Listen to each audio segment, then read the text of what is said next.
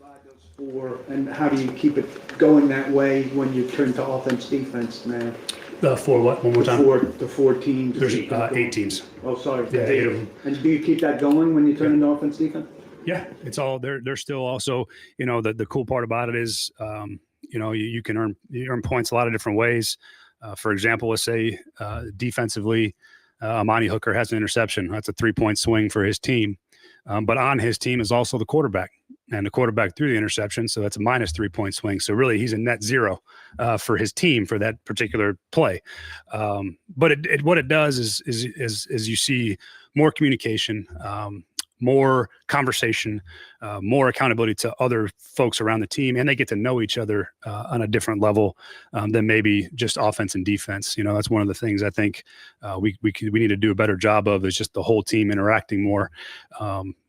Not just by position or by side of the ball. And I think so far it's been a lot of fun. I think the guys have enjoyed it, and I think it's also grown those leadership qualities, those accountability to each other, as opposed to just trying to be the best offense or the best defense that day.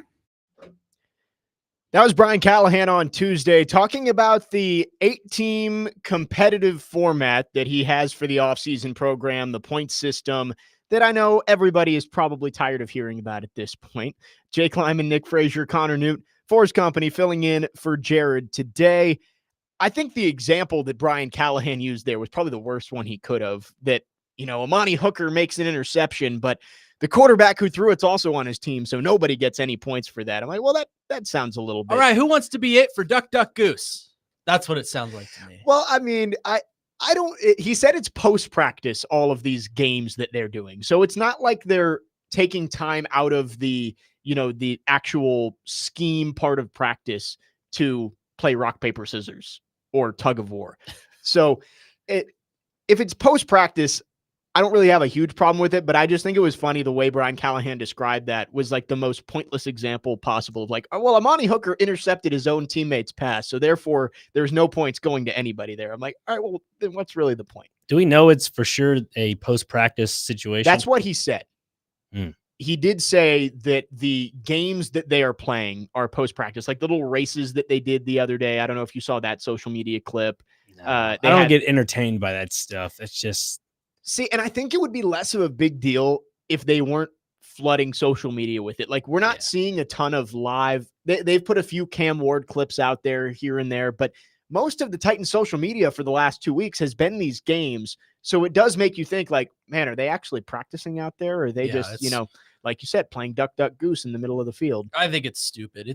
I think it's trying too hard to, let's build a positive team mindset. And I'm like, no, just go play football. Like, we don't care about who wins your game of freeze tag. Just go play football. I got to get it off my chest. Out of my 4 years of playing high school football, I get it. It's completely different from NFL football and the way players practice. But I was a part of this for 3 years of my 4 years that I played. And off the field stuff, like Callahan has mentioned, we were like, basically we had like it's called the Irish draft. So, Father Ryan, so we had this little Irish draft thing. And so we all got divvied up into like 8 teams like he's talking about. After you got divvied up, then you ended up having to recite a college of your choices fight song, which was kind of dumb. And then on top of that, you had to do relay races. And I'm just thinking, I know all the guys I play with. I'm cool with all of them. And some of the freshmen are cool with all of them. I'd rather build a chemistry on the field. And if I need to build a chemistry off the field, that's in the locker room and in the weight room. I'm sorry, but these practices that involve fun games, it's cool to decompress. But when you're doing that on I wouldn't say religious basis, but when you're doing it on a consistent basis in May and June, I mean, yeah, if that's your cup of tea as a coach, do it. I don't think it's effective. I heard Chris Sanders earlier say on the Chase McJoe show that he thought it was a cool thing. I'm not aboard with it. It's frustrating. The reason why I don't like it is because it didn't help us on the field. And obviously maybe our caliber of players were not as great, but yet I thought we had a really good core and a really good chemistry with everyone, and it just didn't work out. So I'm off on this Brian Callahan point system. I think I don't want to use the word stupid, but it is quite dumb in my opinion. I see your point, and you're right. That is like high school baseball. We did the same thing. Like the colors of the school were blue, silver, and white. So we had on our baseball team, everybody was split into either your team blue, team silver, team white, and you'd go play like little colors. mini games at yeah. Go Cats. So like, I get it. This is something that Brian Callahan isn't reinventing the wheel here. Like, this is something that's been done before. I think I'm okay with it because it's May. Like, yeah, if we get into training camp and Brian Callahan's still talking about, man, well, team 7, they just won a big game of tic-tac-toe to move into first place. So we're working towards week 1. And, you know, if team 7 makes it all the way there, I think we're going to be in a really good spot to make the playoffs. Like, if he's still talking about this in late July, then I think it's a problem. But right now it's May. They're in phase 2 of the offseason program. Yeah. It's not like they can do a ton right now anyway. I don't know if you heard Tony Pollard's comment. I think somebody asked him about this, and they asked like, hey, what's the prize and what's the losing prize? He goes, I have no clue. Like, to me, that tells you, what is Callahan like? Has he fully explained this point system to his team? I think he just implemented it and was just hoping this would help build chemistry within the team. Like, to me, I think it's just dumb. Like, that makes no sense to do if you don't explain the whole system to your team, because that only creates bad habits. If you don't tell your team the full system, then what does that tell you for your future? Like, if this comes to bounce back or kind of bite them in the butt later on in the year, which I think it might, I think people are going to look at this as a laughing stock of an offseason. Right. Easy, Brady. Easy. I'm so I don't mean for it to be, Jared Stone just give a hot take, but this frustrates me because I lived through it, and Jake did as well. But like, playing football in that type of, I guess you could call it La La Land, Toys R Us environment, Toys R Us. I'm not a fan of it. I'm just not. I am all about, if you want to do a point system, go in the weight room and say, oh, team purple versus team red. If team red gets to their benchmark at the end of the week of gaining 5 pounds of whatever, then they win this week. They get 3 points. They get to have a pizza party or ice bath or something that is football related for a point system. How'd you go from pizza party to ice bath? I don't know. I'm You trying can to keep choose. it. I'm trying to keep it sports centric when it comes to football. Like, if you give them a weekly reward of like some sort of chore or something, yeah, just give them the reward of, oh yeah, it's ice baths only twice a week instead of 4 times a week. Something that is still football oriented. That's my thing. If you keep it football oriented for a prize, I think you're going to get more out of your players than playing tic-tac-toe on the sideline after practice. How many Schrute bucks do you win for Schrute tic-tac-toe? bucks. I don't know. I mean, maybe he implements that too. It's frustrating. I get what you're saying. It's an arbitrary system. Like, they put out that video of the races, the shuttle races yesterday, and you hear the coach go, these are 3-point races. I'm like, well, who came up with that? And why are they 3-point races? Like, I feel like you do need to explain this to the players at first. But I do appreciate Brian Callahan. Things did not go well for him in year 1, pretty much across the board. There wasn't a whole lot to like about Brian Callahan's first season. He's trying to mix it up. He's trying to change things. And yes, I agree with you. If they start 0-7 and he gets fired midway through the year, I think this will be something people look back at and say, what the heck was he doing? But who knows? Maybe this is something that can build the team camaraderie before you actually put pads on and start playing real football. Just take a step back for 1 second before they even put the pads on. You look at this whole situation of his first season there, things did not go great, and you're going to transition into the next phase of your second year as a head coach, and you're starting with a point system that is not described to your players at a full force, and you're just thinking, all right, I guess this is year 2. If you're a Titans fan, we're starting off with tag. Like that it sounds so childish. Like, I get school is out for a lot of middle schools and high schools and so forth, and they just had their field days. The Titans don't need a field day through the month of May. They don't need a field month. They just need to be at practice and practicing and working. They can have fun while practicing, but not a lot of those little small games. I want somebody who lives in those. You see them in the background of the video, the new apartments that overlook St. Thomas Sports Park. I want somebody to get a video of them playing like freeze tag or capture the flag or something like that out there. Like, this is an NFL football team. But again, it's May. What my point is that there's not a whole lot they can do right now anyway. I don't think they can go offense defense right now. That was what Brian Callahan was saying. So I'm okay with it. But again, if this is something that like in week 6, we're talking about, well, we're 1-5, but man, team 6, they play great dodgeball on Thursday, which isn't going to happen. I think that would be a problem if this lingers closer to the season than it is right now. 615-737-1025 is our phone number. Matthew in Nashville on our text line says, how can anyone see the Titans social media, though? Twitter's been down for nearly 36 hours. That might be a you problem, Matthew. I haven't had any problem with Twitter. I've been posting all day. I've been posting all day. I think we're good. I think it's okay. So, Matthew, you might want to check on that. But they did put out a video yesterday of a lot of races. It was a lot of position groups, like you'd had tight ends versus linebackers and wide receivers against corners and all that kind of stuff. 615-737-1025 is the phone number.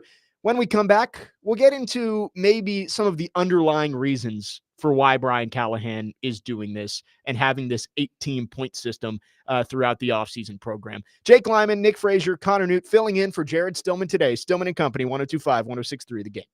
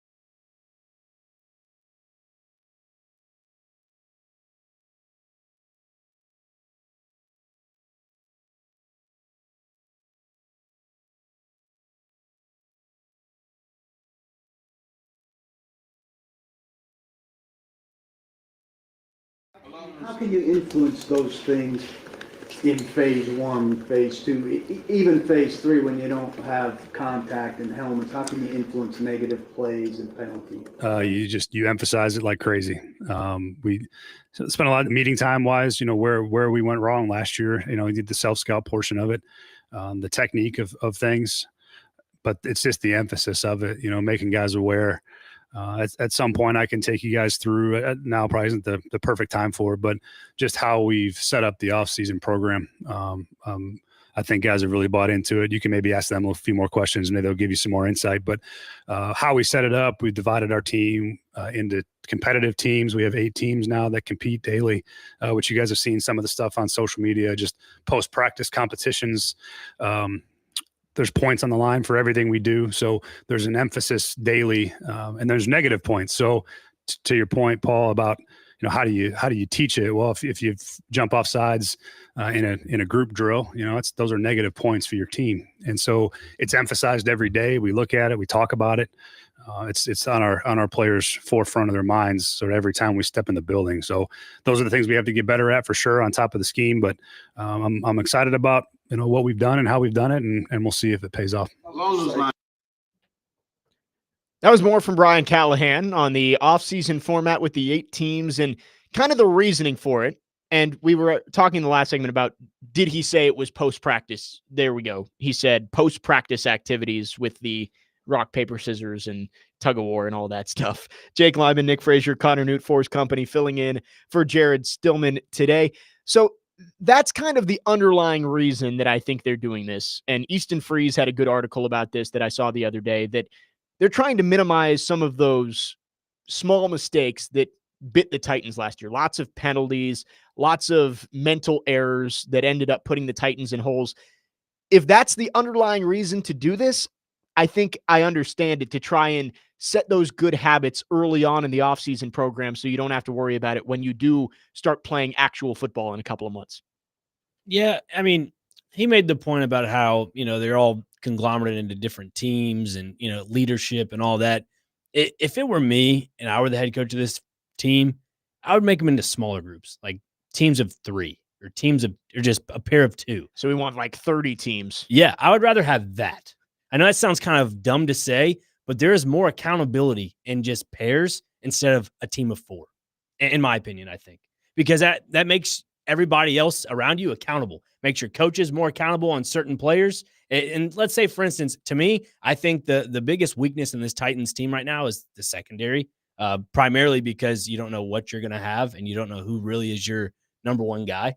And I think you need to have a lot of competition and you need to have a lot of accountability within that competition. I think that's where you got to go from there. That's why I think you need to have smaller teams, smaller groups or pairings or whatever you want to call it. I could see it, but at that point, I think it would just get even more complicated if you've got 30-something teams. I know it sounds dumb, but I promise you, it would probably keep a lot more people accountable. I know that sounds very stupid to me to say. It would keep a lot more people accountable. I guess that's true. You're a larger percentage of your team, so there's less blame to go around, or more blame to go around for each person. Just don't see the point whatsoever. I do not understand why we're playing, duck, duck, goose after practice. I understand it's a whole, team bonding thing, but there are other ways to do that don't involve, childish games. Team meetings are a way to do that. Weight room, man. Weight room is the biggest one. Yep. I've experienced that firsthand. There's no bond like a weight room bond. What I say, team meetings, analyzing film, especially when you're a quarterback looking for receivers. Cam Ward is going to find the most chemistry between his guys on the field, not while he's playing freeze tag after practice at the 50. It's just, I don't understand why we're doing this. We could easily say how many other teams across the NFL are doing it, and the answer is 0 because the Titans are the only organization. But you're a last place team. You just used the number 1 overall pick on a quarterback, and you're spending your time. I understand you can't do offense, defense right now, but you're spending your time going out right now and playing hide and seek at St. Thomas, whatever. Sorry, I don't remember the name of the place that I've been to multiple times. Ascension St. Thomas Thank Sports you. Park. Thank you. Thoughts? I mean, to clarify what I said earlier about the teams thing, like I said, if I was head coach and I had to do this system, that's what I would do. But you're absolutely right. I would not even attempt at using this point system and pairing teams. And you mentioned a great thing about how implementing this, not after practice, you should implement this in practice. If Yeah. it were me, implement it in practice. Wherever you have like, Where's the chemistry going to get built? yeah, Playing the game of football. exactly. They're not playing the game of football. Let me make a comparison here, and it's not apples to apples because this is being coaching led. The example I'm going to give you is player led. I think it was the summer of 2018. It was the year Will Compton was on the team, and Will Compton, Taylor Lewan, and I want to say it was Michael Campanaro. They started the assassin game where it was like teams of 2, and you go squirt somebody with a water gun or something like that, and that felt like a big team bonding exercise, which, yeah, kind of stupid, but it got it new people in the building. It got them a little bit of camaraderie going. I understand that was player led. Here you go. Coach led. Did you hear that? What? Did you say teams of what? It was a teams Shut of up. 2. Wait a minute. Stop it. Teams of 2. I think we just heard that at the beginning. David, did you hear it? Did you hear teams of 2? Yeah, I heard that too. I just wanted real quickly though. I wanted to go to the text line driven by Wilson County Hyundai. I got this text that said, "I haven't seen who won the relay races, but I can tell you whose team lost. Whoever had Xavier Restrepo." That's from Jared in Nashville. Are we sure that is not our Jared in Nashville? That was a joke. Oh, okay. Xavier Restrepo versus Tavondre Sweat was one of the matchups I think I saw. Oh, That's a real barn I'm taking burner there. Tavondre. I'm kidding. Tavondre, he did run a decent 40, right? Like he was sub 5, maybe. You know what we haven't mentioned? First of all, that thing you just mentioned, was that player driven or coach It was player driven. It was Will Compton Then and there's the- Taylor Lewan then who there's the came up with difference. it. Then No, there's and the difference. that's what I'm saying. I'm saying it's not apples to apples, but some of those quote unquote stupid games in May and June when there are a lot of new guys in this locker room, I think it can be helpful. And it may not work out, and it may seem stupid if the Titans do start 1-6 or 0-7 or something like that. But I think there's no harm in doing it right now when there's really not a whole lot you can do football wise at this point in the offseason. We haven't even mentioned the 4-H's part of this. Yeah, Randy on our text line says the 4-H's aren't a big thing. I was in the corporate world for 26 years. He's been to lots of seminars, retreats, conferences, and having those types of exercise with other participants happen frequently in those In the corporate scenarios in the corporate world. So This maybe is they're the trying to football bring world. some of that into that. Sean on our text line says, "Hope I'm wrong, but doesn't make it seem like Callahan has run out of answers? A desperation move, possibly, That's what it sounds like to me. possibly." Very accurate. Damian in Nashville asking, "Did Callahan say this points game was his idea?" I don't know if it was his idea, but the head coach is always going to take the blame or the credit for whatever happens. Like, Yeah. it's not like if this goes poorly and they start losing and people ask questions like, "Do you think you should have not done the points game in May?" It's not like he's going to be like, "Oh, well, that was Denard Wilson's idea, not mine." The head coach is always going to take it. And at the end of the day, we're being negative right now, but it's OTAs. So who really cares? Right. This wouldn't be talked about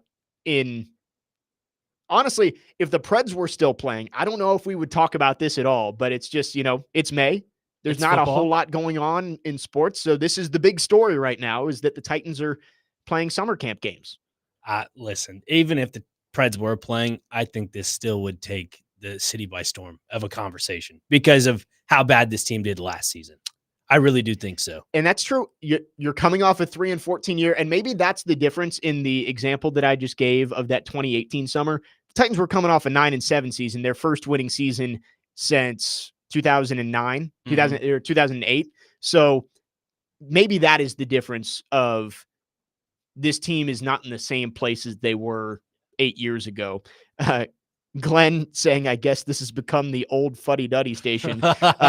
It's OTAs. This is meant to bring the team together. That's what I'm saying. It's May. That's what I just said. But if this is training camp and it's still going on and this is all we're talking about and all we're seeing on social media, then I think it becomes more of an issue. But it's May. We got 2 months until they put the pads on. I think we'll be okay. I mean, if this is the Titans' way of building a new culture under Brian Callahan. Might as well just get the painter's tape and write the player's last name on and put it on their helmet, because that's essentially what this is. If you want to build that culture, just do it from ground zero. Well, and coaches do a lot of stupid stuff. Like I remember when Bronco Mendenhall first took the Virginia job, and being a Virginia Tech guy, we made fun of him for this, that they made all of their players earn their numbers in practice. And so you don't have any numbers on your jerseys in practice. And one of the reporters asked, doesn't that make it hard to identify who's who when you're watching practice film? And he's like, oh, we have ways to know. But it sounds really stupid, but this is just something coaches do to try and build that team camaraderie. And earn your stripes. When week 1 rolls around, we'll know maybe one way or the other how this all worked out. 615-737-1025.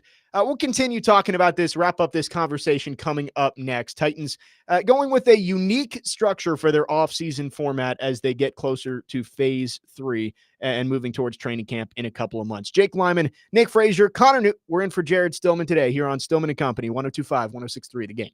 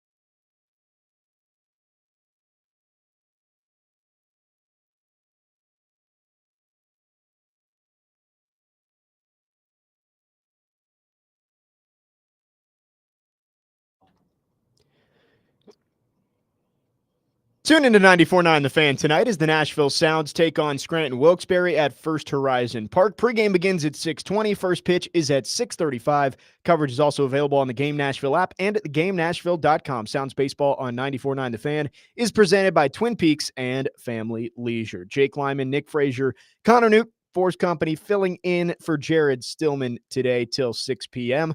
Wrapping up our conversation on the Titans offseason program and the big talk around town, the 8 teams that Brian Callahan has split his squad into. Let's go to our text line driven by WilsonCountyHyundai.com. Ben says, I think Brian Callahan watched the new Top Gun movie. You got to get the guys together on the beach to play football before they can fly a plane. Teamwork. Maybe something like that. Play the One Republic. That one song. You know what I'm talking about? Oh, is it in the... I haven't seen the new Top Gun movie. Is that... You haven't? I haven't, no. I haven't seen Top Gun Maverick. How? I know. It's great. I know. You'll love it. It's bad of me. I have not seen it. You'll love it. It's great. Nevada love it. Josh on the great. text line also makes another movie reference. He says, sounds like Gridiron Gang when they're teaching the inmates how to play football. That's a good one. Now that I have With not The seen it. Rock. Oh, you haven't seen that. I figured you've No. seen all How about Dwayne that? Johnson's movies. No, I haven't seen How all the Dwayne tables have Johnson's turned. movies. Yeah, The Rock is like he goes into a juvenile detention center and teaches the kids how to become a football team. The final boss is teaching him how to be a. There are a Football lot of player. there are a lot of good like old The Rock movies. That I've one's seen some of good. them. Race to Witch Mountain's a good one. That one's good. I like that when I was a kid. What was the one? Tooth Walk Fairy and Talk. sucks. What's the one where he's the football player? Game Plan? The game That plan. one's good. That's a good one That too. one's good. Yeah, Going down a rabbit hole, gentlemen. we are. We're going. Which we do way too often. But yes, my take on it is I don't think it's a big deal. I think it's being overblown because there's just not a whole lot of other stories going on with the Titans right now. I think, yes, like we've said, if things go south for the Titans, people may pull the receipts here and say this was a bad idea, you wasted time. But again, if a lot of these games and summer camp things are happening post-practice, this is all just extracurriculars beyond what they're already doing on a day-to-day basis. Let me add something to this conversation. I remember asking, well, not remember, but I told you in the break about when I went through all this in high school. We had players my sophomore year. We had 5 guys get injured from these little silly games, like during practice, after practice. If you're in the NFL and you're doing this and you're getting injured or you're getting a little injury or a tweak of the ankle, that will linger. But I don't care what anybody says. Those injuries will linger, and it will probably bite the Titans in the butt. I mean, that's just what's going to happen. I mean, if you want to establish a winning culture, you don't do this. You don't. I'm sorry. You just don't. It's a good point. I think it's a loser culture. I'm with Frazier. I think it's granted we're being negative, but it's okay to be negative on this show. I think it's a loser culture. I think they're setting the season expectation as, well, we may not win a lot of games, but at least we have fun doing it, which is not the way you do it in a professional football league, despite some pushback from the team in two-tone blue. I think it's setting up low standards.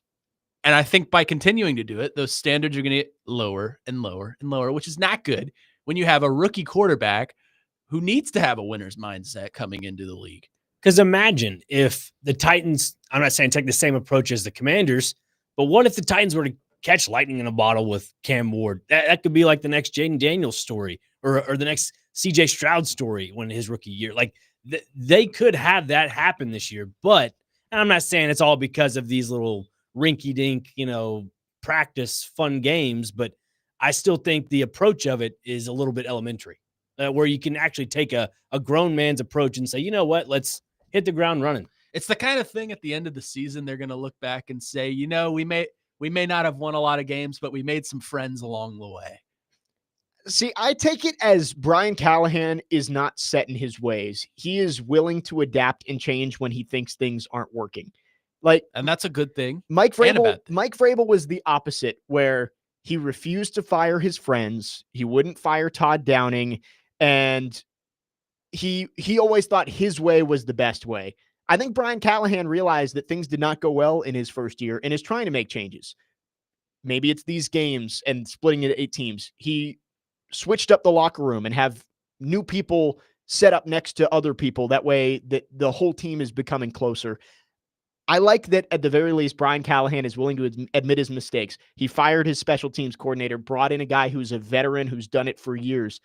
I think there's something that you can take from that Brian Callahan, at the very least, is willing to say, I know I wasn't very good in year one. Here's how I'm going to change it to try to be better in my second year. And I really hope, and I say hope, I really hope the Titans, especially players on the roster, give feedback for this. Yeah. I really would love to hear that. I wish that would be public in some regard somewhere down the road, because that needs to be heard. If it doesn't, then they're just hiding something. And I do that sounds kind of fishy to me. I think you're right. And I think if Jeffrey Simmons or Calvin Ridley or one of the leaders on this team goes to Brian Callahan and says, hey, coach, this isn't it. Like, this isn't helping us at all.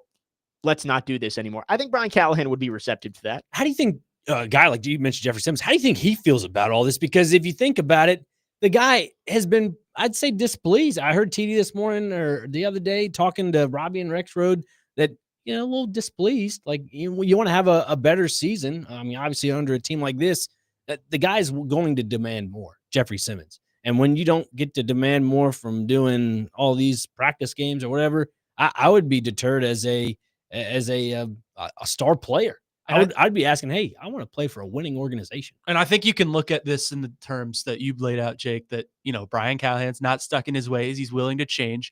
Or you could look at it from the standpoint of he has to change because his ass is on the line. This is do or die season for Brian Callahan. He could be, I think we've said this before, he doesn't win like 7 games, he might get the axe. So maybe you have to change. And maybe this is his way of doing stuff, and good for him. If it works, it works. If it doesn't, we're going to look back at this and be like, you moron. I've got no problem with it in May. I think it's fun. It's post-practice. We'll see how it goes when they get to training camp and the team actually has to put the pads on and play. We're idiots, by the way. I saw that. 615-737-1025 is the phone number. We're going to move on to college football here. Big news in the college football world this week. We thought maybe some changes was going to happen to the college football playoff format, and we finally got confirmation of that yesterday. We'll talk about the new seeding format for the college football playoff coming up in hour number 2. Jake Lyman, Nick Frazier, Connor Newt filling in for Jared Stillman today. 1025-1063 the game.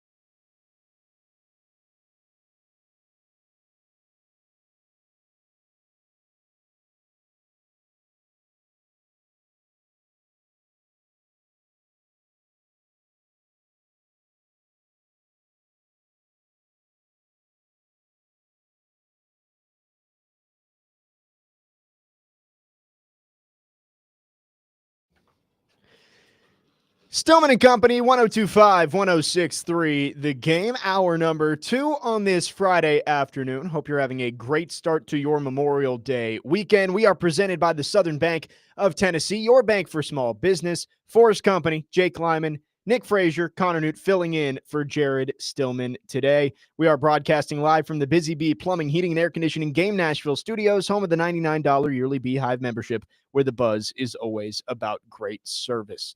1 hour in the books. Talked a lot of Titans in the first hour. We'll get back to the two-tone blue later in this show. But big news in college football.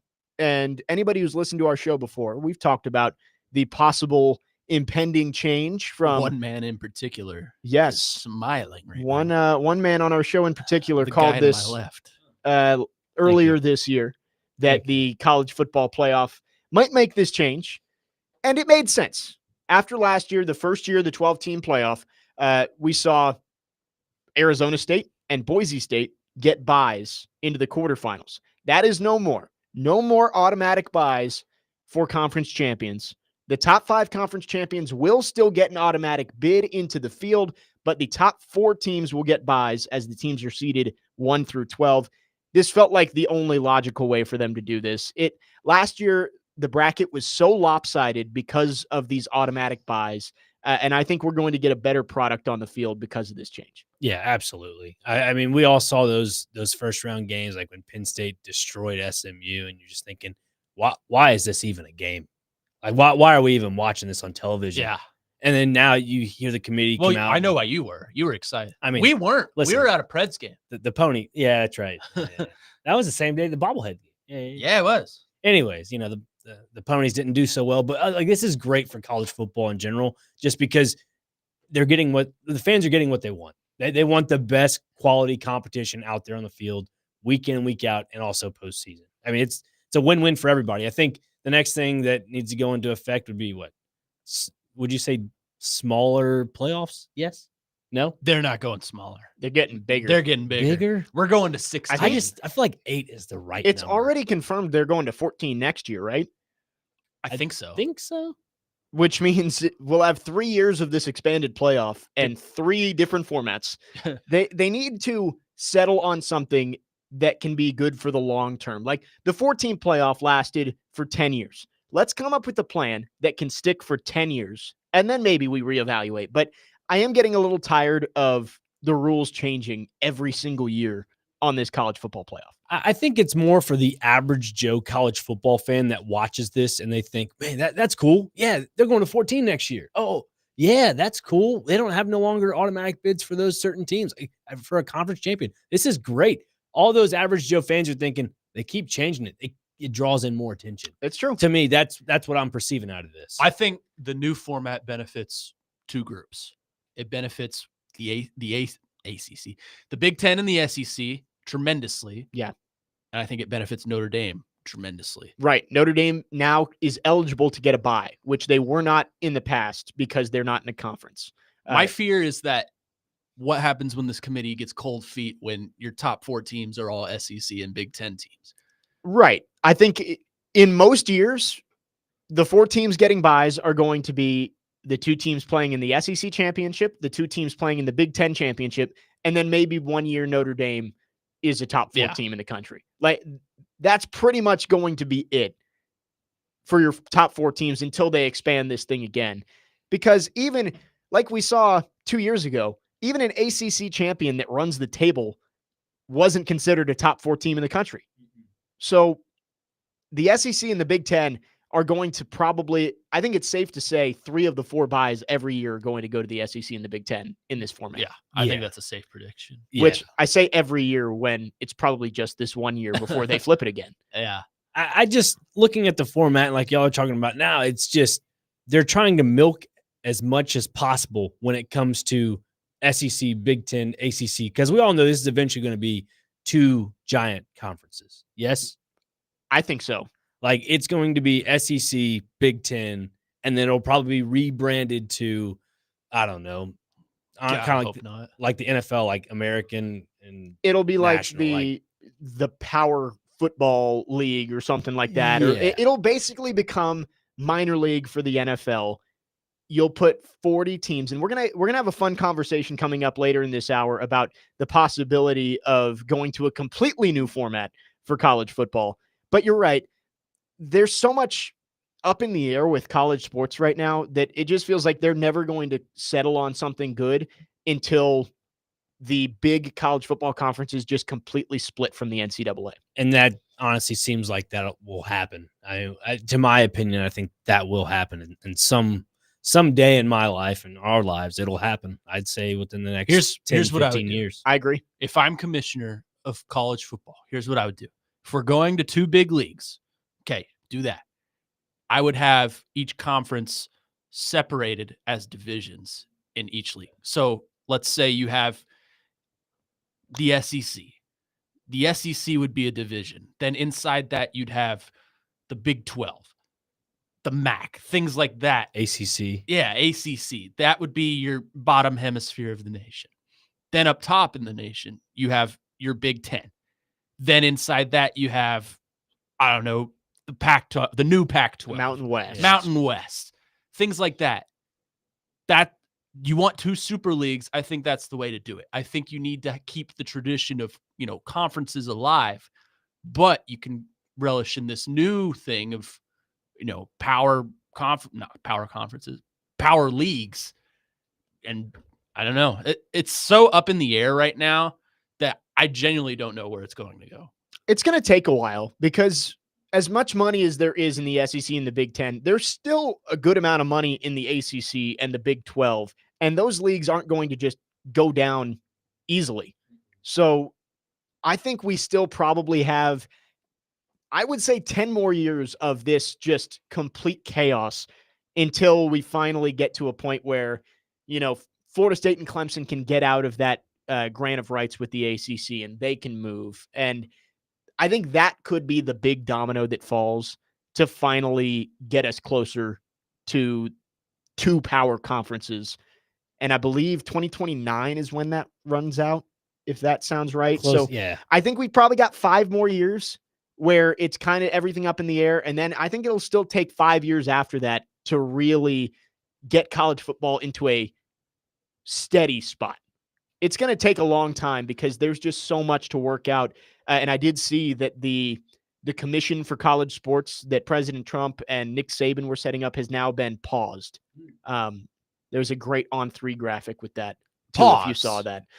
So who knows where that's going to go and when the federal government will actually get involved. But I think the next 5 years, there is a decent chance that we see 5 completely different college football playoff formats over and over and over again because they're going to want to keep growing it.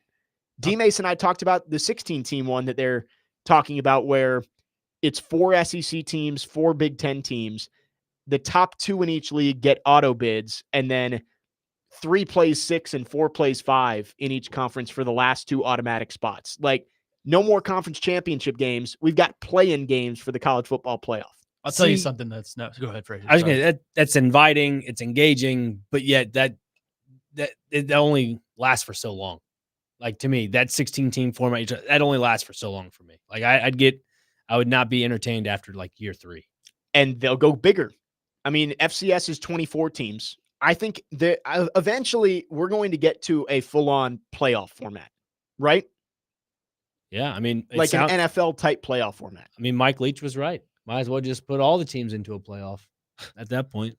Well, now Matt Rule is saying he wants that. Matt Rule is like, why don't we just put 40 teams in? Because we play in the Big 10 and that gives us the advantage. Like, Matt, you're not going to make the playoff, buddy. Like, you're not good. You don't pull that much weight. Yeah. Well, in the playoff format, the playoff growing is inherently a good thing because it keeps more fan bases invested in the season longer. Like, I was talking again with Derek Mason 2 weeks ago, and he's a Michigan State guy. I'm a Virginia Tech guy. You're a Mississippi State guy, Kentucky. Historically, those teams don't really have an opportunity to make a 4-team playoff. Like, without a generational quarterback coming in or just a season where you catch lightning in a bottle. Or a generational coach. You're not making a 4-team playoff. There's 3 generational coaches sitting at this table right now. There are. and soon to be more once the new game comes out. Yes. But now with a 12 team or 14 or 16, all of us little fan bases where you're not Alabama, you're not Georgia, you have a little bit of hope. Yeah. There's just a little bit of hope of, hey, we don't have to go 11-1 or 12-0 to get into the playoff anymore. If we go 10-2, maybe even 9-3, but win all of our conference games and get into the conference championship, we've got a spot to go play to get into the college football playoff. That keeps more fans invested, and I think that is a good thing overall for college sports. I like it. I like that general thought process. My worry is, some of these big rivalry games, Ohio State, Michigan, Auburn kind of sucks right now, but Alabama, Auburn, Ole Miss, Mississippi State, games like that mean a lot sometimes to playoff pictures. Those are all going away because, Ohio State and Michigan are going to be competitive all the time. Ole Miss and Mississippi State. Sorry, Frazier. It's all But, right. We're going through a lull right now. rivalry like that. I mean, it loses kind of its luster a little bit because it's still a rivalry game. You still want to beat that team if you're a fan of the other team, but it kind of loses the, allure of it because The pageantry. the pageantry because it's losing kind of the winning mentality. You're not, Texas and Texas A&M, for example. Those are two playoff fringe teams. They can't, if they're both sitting at, 11-0 coming into the last game of the season, yeah, they're probably playing for a playoff spot. But if you go more realistically, Texas A&M will probably be, 8-2. I don't know. I'm going on a tangent. Right. I'm losing where No, I'm I going. get what you're saying. And that is part of the downside of this is in the old BCS, you pretty much had to win every game or you weren't going to make the national championship game. Like one game, maybe, but you had to have a lot of things go your way to still get in, but you pretty much had to go undefeated. Now you are getting 3 lost teams with a chance. Like Clemson was not a good team, Right. but Miami choked down the stretch. Clemson snuck into the ACC championship game, and they are just so much more talented than SMU that they got themselves a playoff spot. On our text line, driven by WilsonCountyHyundai.com, 1277 with a very important question. How do Duck Duck Goose points play into this automatic bid process? Oh, massive. Let me tell you. We'll have to ask Charlie Baker about that one. See what his thoughts are. 615-737-1025. If you want to chime in, you can text or call. Our phone lines are driven by WilsonCountyHyundai.com. We'll continue talking about this on the other side. And coming up a little later in the hour, we talked about a completely new format for college football. We're going to get into that coming up at the bottom of the hour as well. Jake Lyman, Nick Frazier, Connor Newt with you on this Friday afternoon. Stillman and Company, 102.5, 106.3 The Game.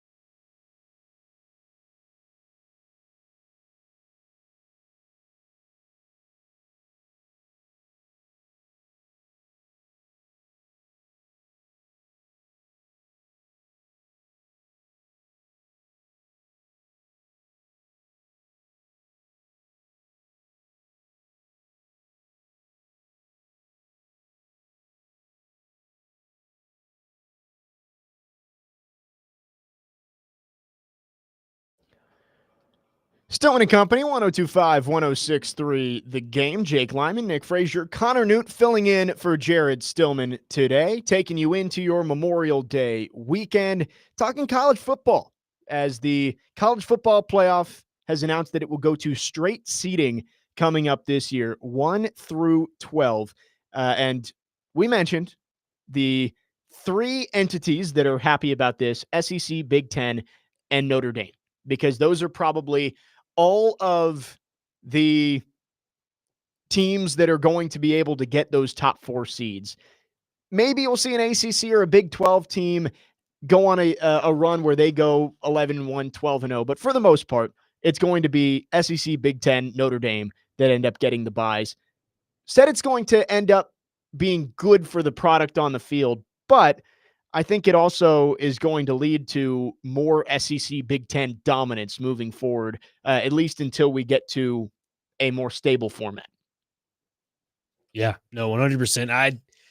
I'm just at a loss of words when it comes to looking at college football now, because people can't seem to make up their minds. Like we're talking about now with this whole format. Like, just make up your mind and stick to one thing, like you were mentioning earlier. Just have something last for 10 years. Right. Because right now, I mean, it's simple math and simple just way to get things and map it out.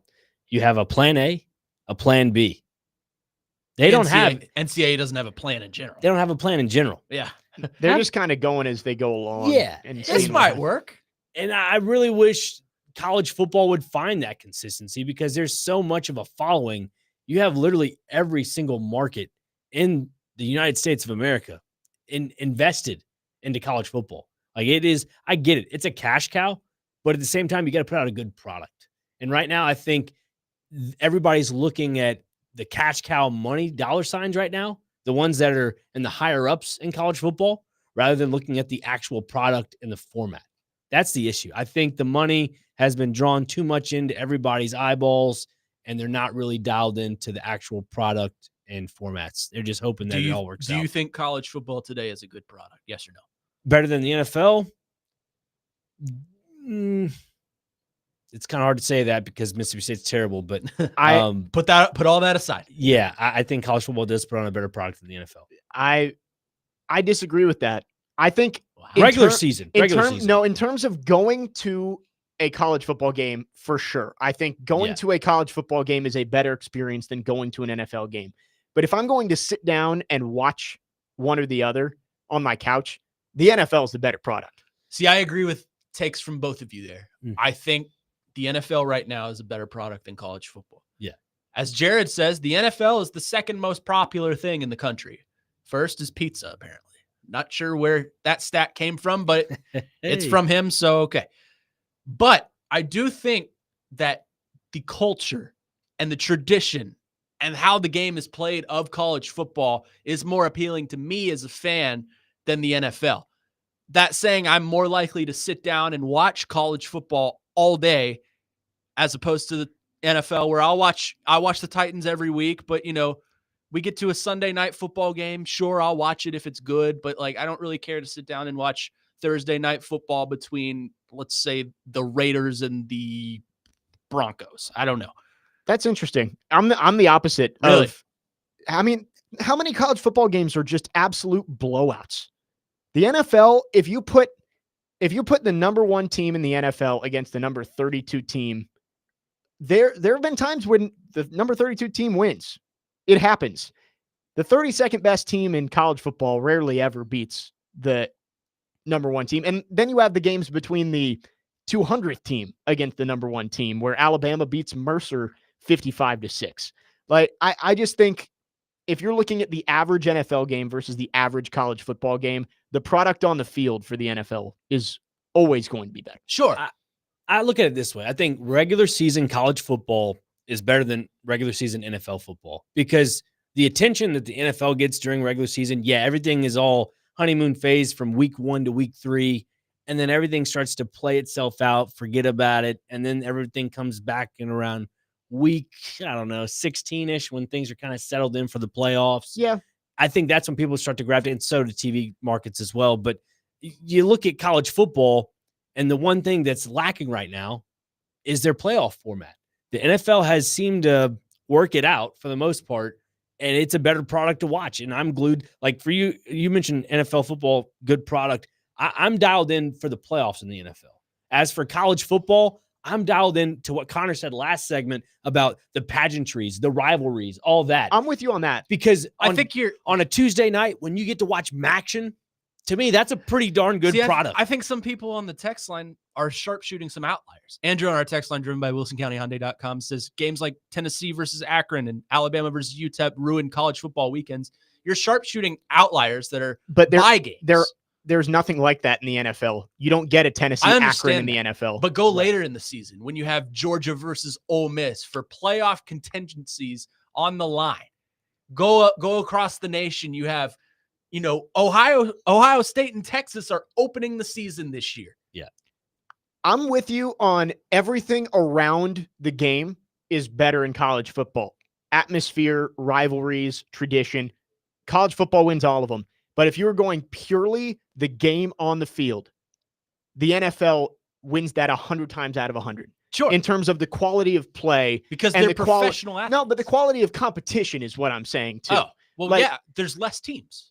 Right. And that's what I'm saying is that if you told me you can watch a random NFL game or a random college football game, I'm going to pick the NFL game. It depends on what the teams are. No, I'm saying you don't know what the teams are. If somebody told me if I draw can Akron sit versus down, Rice, right, there is a much higher probability that you get a horrible college football game than a horrible NFL. I can understand, Jake. I can understand where you're coming from because you're an ACC football fan. That's completely different, and that's true. Yes, that is completely different. No, it's a good point because I grew up in a place where Northern Virginia cares way more about professional sports than college sports. I understand people who grew up in the South. The SEC is way above That's everything kind of else. where No, we're and coming I from, understand that. I do get that. Let's quickly go to our phone lines, driven by WilsonCountyHyundai.com. Luke has been waiting and wants to chime in. Luke, go ahead. Good afternoon. Let me just first say Miami lost one game by 4 points on the road, one game by 5 points on the road. One of those teams was ranked, and they had a chance to almost win both of those games. Number one offense in the nation. Anyway, as far as this playoff, they need to go back to the old BCS because me personally, I prefer objectivity over subjectivity. When you have a committee like this, there are going to be people involved making decisions and choices based on subjectivity and not objectivity. And if Miami had a SEC patch on their jersey, maybe they make it this year. Thanks, guys. I agree with the point there made by Luke that, Miami but Miami also kind of sealed their own fate by losing games to Georgia Tech and Syracuse. Like, you can't do that if you want to make it to the college football playoff. Alabama didn't make the playoff either, and they had bad losses too. So I do agree that there is probably a little bit of SEC bias on the committee, but Miami and Alabama had similar resumes. Neither of them made the field of 12. So quickly back to our text line. Someone said college football is better live than the NFL. What? Who cares about college football in comparison? The NFL is king. You can't deny that. No, I'm the not NFL taking that is away. king. Right. But I disagree with live. 100%. If I'm going to be in an atmosphere, going to a Virginia Tech game versus going to a Titans game, no comparison in terms of the experience. I'm just saying, especially if you're a fan of that team. I've never been to Kroger Field, but I will be this season, hopefully. As much as my team sucks and they piss me off and I hate them sometimes, I would much rather, this is going to be a really awful take, but I don't care. I would much rather be a part of the atmosphere in Kroger Field for Kentucky versus Akron than the Titans. Maybe a super hot take. I maybe disagree with that, but I think the point I'm trying to make is I would much rather watch Broncos versus Browns on a random Monday night rather than watch Purdue and Oregon or something like that. I'd watch Purdue I'm just and going to Oregon. have to disagree. I would rather watch a college football game because in NFL football, all the plays are, football's football, everything's calculated. But in the NFL, you said they're the best of the best. Plays are more calculated as to how many times you're going to get the ball. Whereas in college football, anything could really happen. On a Tuesday night, let's say the wide receiver runs and it's snowing down like nobody's business. He fumbles out of nowhere. That is true. Like, to me, that's why I love college football more than the NFL, watching it in the regular season, is because you don't have the same amount of calculated reps and calculated plays than you do in the NFL. You do get a lot more randomness in college football. Maybe a dumb question. Of the 12 regular season games your team plays, how many of them do you watch live? For Tech? Sure. I mean, not a ton these days. It hurts, but yes, I watch majority of them. Bingo. That's just the difference between us. I mean, Like, when I was in college, I watched all of them. Sure. But like, I'm usually working Vandy games on Saturdays. well, now, that's so also fun. But that's just what I'm trying to say is that's just the difference between us. Like, we grew up in the South. We're more prone to love SEC football. No, I agree. I have a little bit of bias there. I'm just that's always been my take, is that random NFL game versus random college football game. I'll take the NFL 10 times out of 10. This is a very great example of what healthy debate can look like on Just this saying. We station. love it. Once it gets the NFL playoffs, it's a completely different product. No one sucks. No one's an a-hole. Healthy debate. 615-737-1025 is the phone number. We might have some healthy debate coming up in our next segment. We're going to get into, I just stumbled across this on X, Twitter, yesterday, an idea of a completely new format for college football. We'll get into that coming up next. Jake Lyman, Nick Frazier, Connor Newt, filling in for Jared Stillman today. Stillman and Company, 1025, 1063 The Game.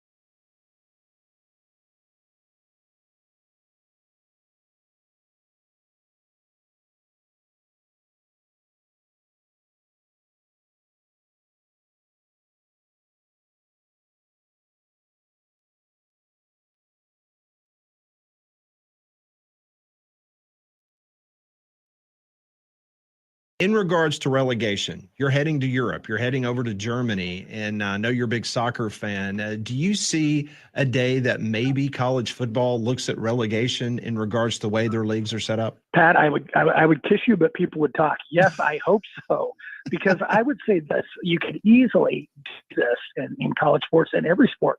Why not have a promotion relegation system where, let me just throw this out as an idea, where you have to have a minimum $100 million budget, right, to be included in the top level. So if all of a sudden Sacramento State wanted to be in the top level, they have the budget, the stadium size, all those things.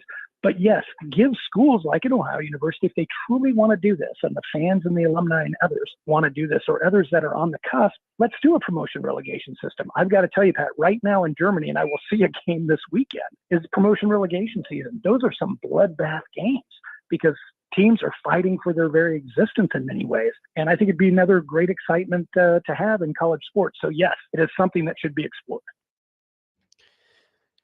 That was Dr. David Ridpath, a professor of sports business at Ohio University, on a show called Three Man Front yesterday. Again, I just stumbled across this on Twitter and thought it would be an interesting topic here. Jake Lyman, Nick Frazier, Connor Newt filling in for Jared Stillman here on Stillman and Company. What would a promotion and relegation system look like in college football? And Nick, I know you are our big soccer guy. You follow all the leagues where, you know, in Europe, they do the promotion and relegation. I think maybe that is the best long-term path for college football, where you can have the big name schools and the big budget schools in one league, but then the ACC and the Big 12 can have a champion among them. And then the mid-major group of 5 schools can have a champion among them. That might be the way to go. Honestly, it could be to a point where if an FCS team wants to make the jump to FBS and they have the right financials for it all, I think they should implement FCS and FBS into a relegation system like that. If you don't tend to pan out in the FBS, go down to the FCS. Or if you're in, let's say, the SEC, and like I used, for example, talking to you guys about this, if Mississippi State goes 3-9, they should get relegated to a group of 5 conference. I could not disagree with you more. Really? You're not a fan of this? No. You want to take the tradition of the SEC and ruin it by putting relegation. What happens when Mississippi State goes 1-11, gets relegated to, let's say, Conference USA, and you bring up Jacksonville State to the SEC? That completely taints the SEC to me. Well, Completely. I'm going to Don't look go at 1-11. Hang on. Connor, you play a college football video game, correct? Of course I do. Have you ever decided to maybe change one college to another conference? No. You never. I have. changed it? I mean, I put together the Pac-12, but Uh-huh. I'm a traditionalist. Even in older video games, you never did this? You never changed? I mean, I put like Notre Dame in the ACC or something like that, but okay. All right. no. I'm just saying, because if that were to have happened, that would fall into the point of why this would be a good idea. And you mentioned earlier in the show about if college football were to go into 2 separate conferences and they all had subdivision, like not subdivisions in where you live, but like those divisions inside the conference, you could then get the bottom 2 teams out of each conference, that is, and then categorize them as divisions. And the bottom 2 teams end up getting relegated to an FCS situation like that. I think that would be better, because then you'd have your top 2 teams in the FCS in each conference and promote them into FBS football. And then the bottom 2 teams in those conferences in the FBS get relegated to the FCS. I think it'd be incredible. I just don't think it would work in a sport like football. There's too many moving parts in football. And plus, like I said, it ruins the absolute tradition of conferences. You have the SEC, the most powerful conference in the country, and you want to take out the worst team and replace it with some Scarbini that may or may not fare well. But think about it this way. No, I don't want to think about it. How electric would a Thanksgiving game be? Ole Miss, Mississippi State, the Egg Bowl. Mississippi State's on the cut line. If they lose, they get relegated. Ole Miss fans would be all over that. Sure. The fact that you could not only beat your rival, you could sink them to a lower division. I understand it's not traditional, but I think you would get such great football late in seasons because people don't want to get sent down. I think it'd be great. There's only one negative to this that I think would be terrible for the whole sport of college football is when you use relegation systems in soccer, especially in Europe, there are teams that tend to get relegated more than once. So if you're a team Right, that you was could in the keep going top down. division, keep going down, then you don't have the finances to support your team. Right. So then that means your college would be I would- dissipated into thin air. Only way I'd be okay with relegation is if you leave the 4 power conferences alone and do it for the lesser. No, Yes. it has to That's the include only the wa- Power Four. I No. have an idea for a structure here, and we'll talk about it coming up next. What would your thoughts be on a promotion and relegation system in college football? We'd love to hear from you. 615-737-1025 is the phone number. You can text or call. Our phone lines are driven by WilsonCountyHyundai.com. Be sure to tune in for the Indy 500 on 1025 The Game this Sunday. Coverage begins at 10 a.m. and is brought to you by Twin Peaks, home of the 29-degree beer. Jake Lyman, Nick Frazier, Connor Newt filling in for Jared Stillman today. Stillman and Company, 1025, 1063 The Game.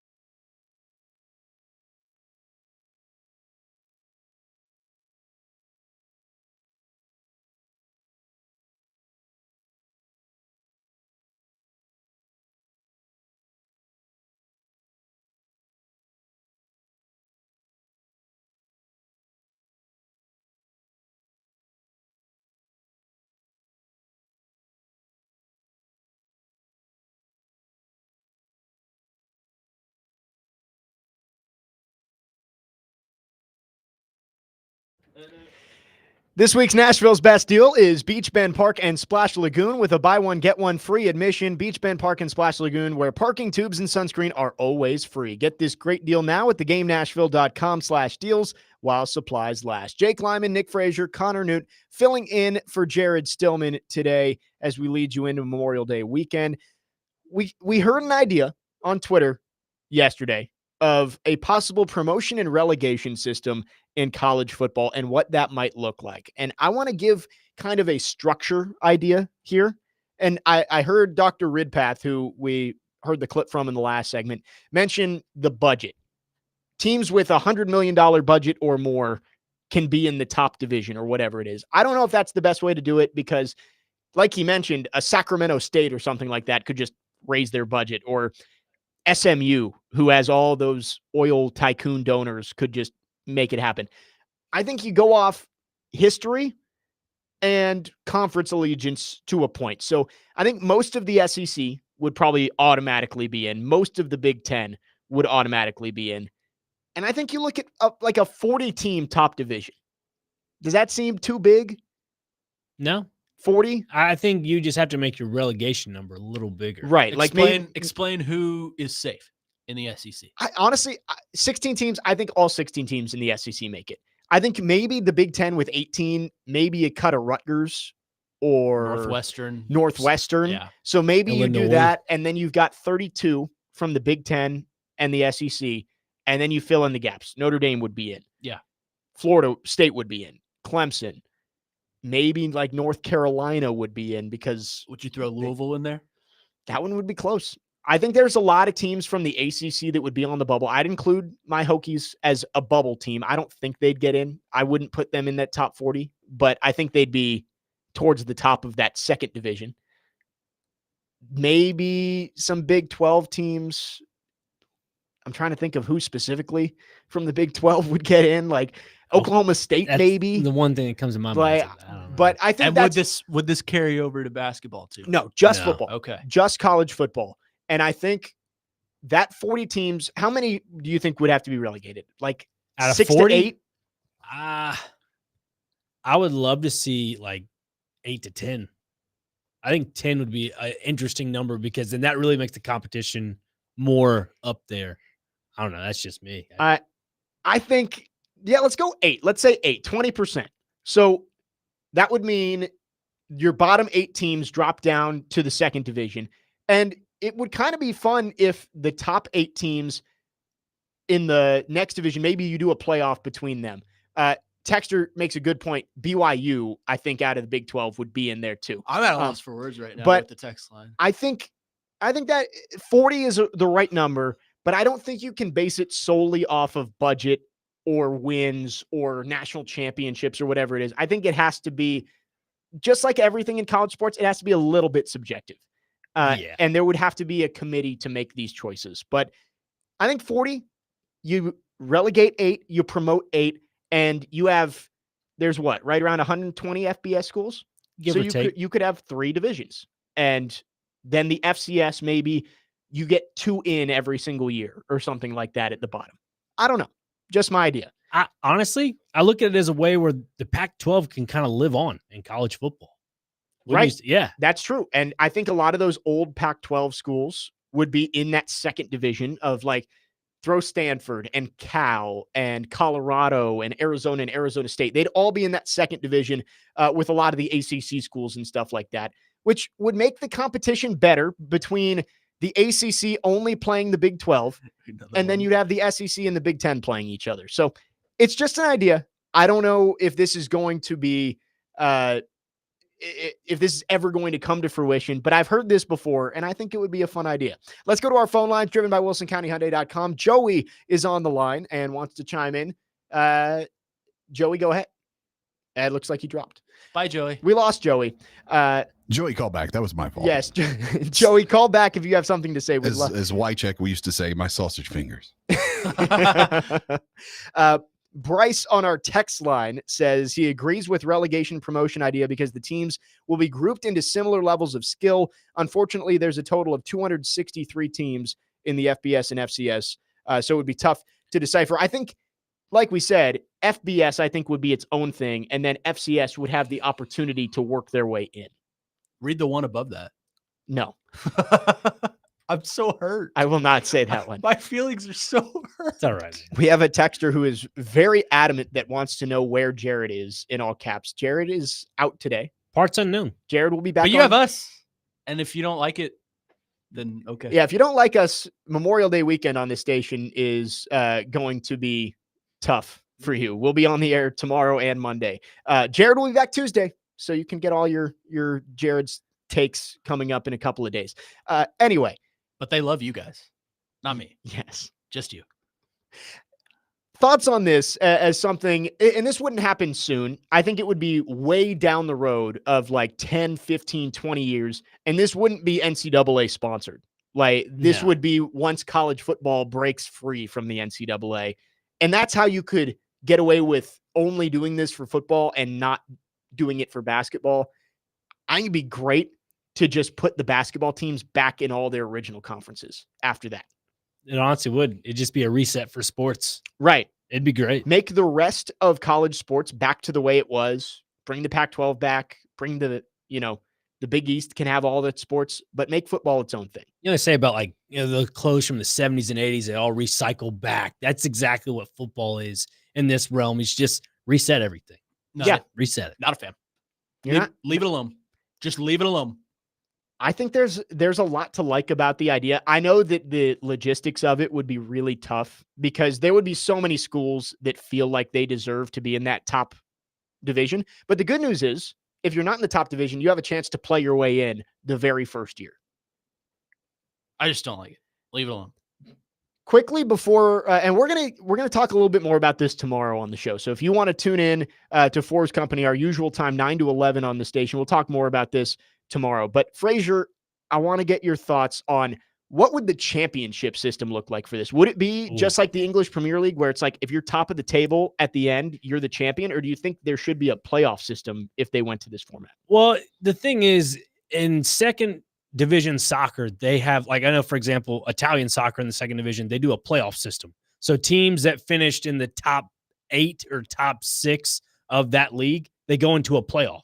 So basically, if you're a team that qualifies out of that 40 in that long list that you have there, right, the top 8 will go into a playoff. And then whoever wins that, I think you'd call them your division winner.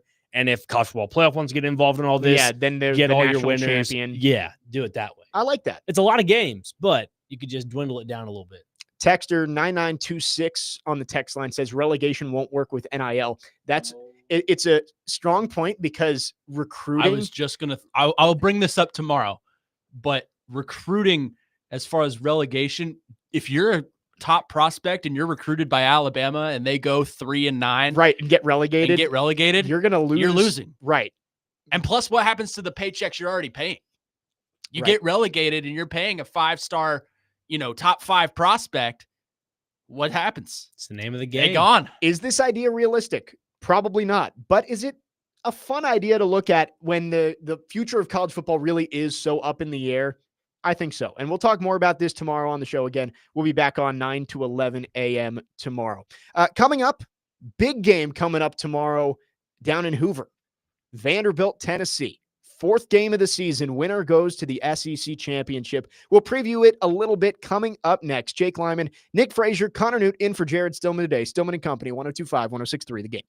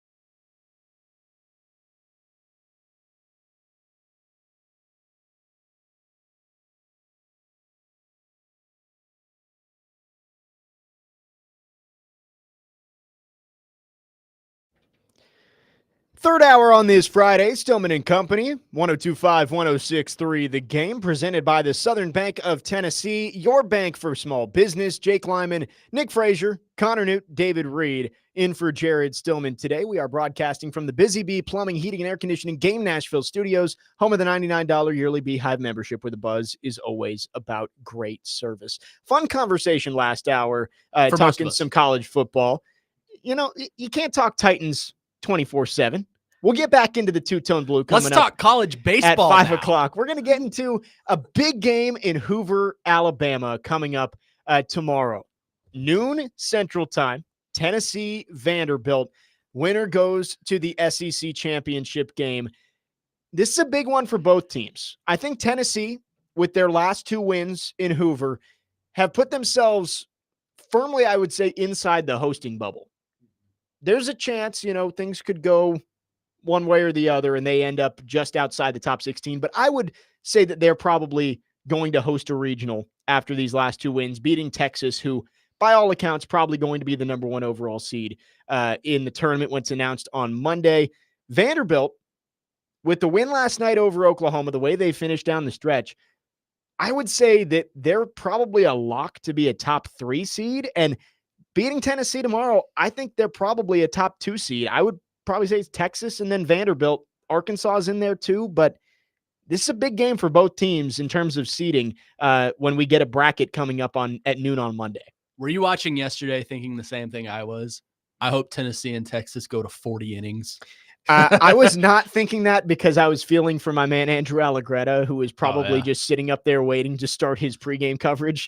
They were supposed to start at 6:30 and didn't start until 8. I think. I mean, that's just what college baseball is, though. That's just how it messes is. up your prep, man. If you got to go eat food 2 hours before the game, and you're hungry. You got your routine, and they didn't wrap up until they're probably fielding late. Grounders out in the locker room. Right. It's like you show up to the stadium expecting a certain start time. That game goes 12 innings, right? Yeah.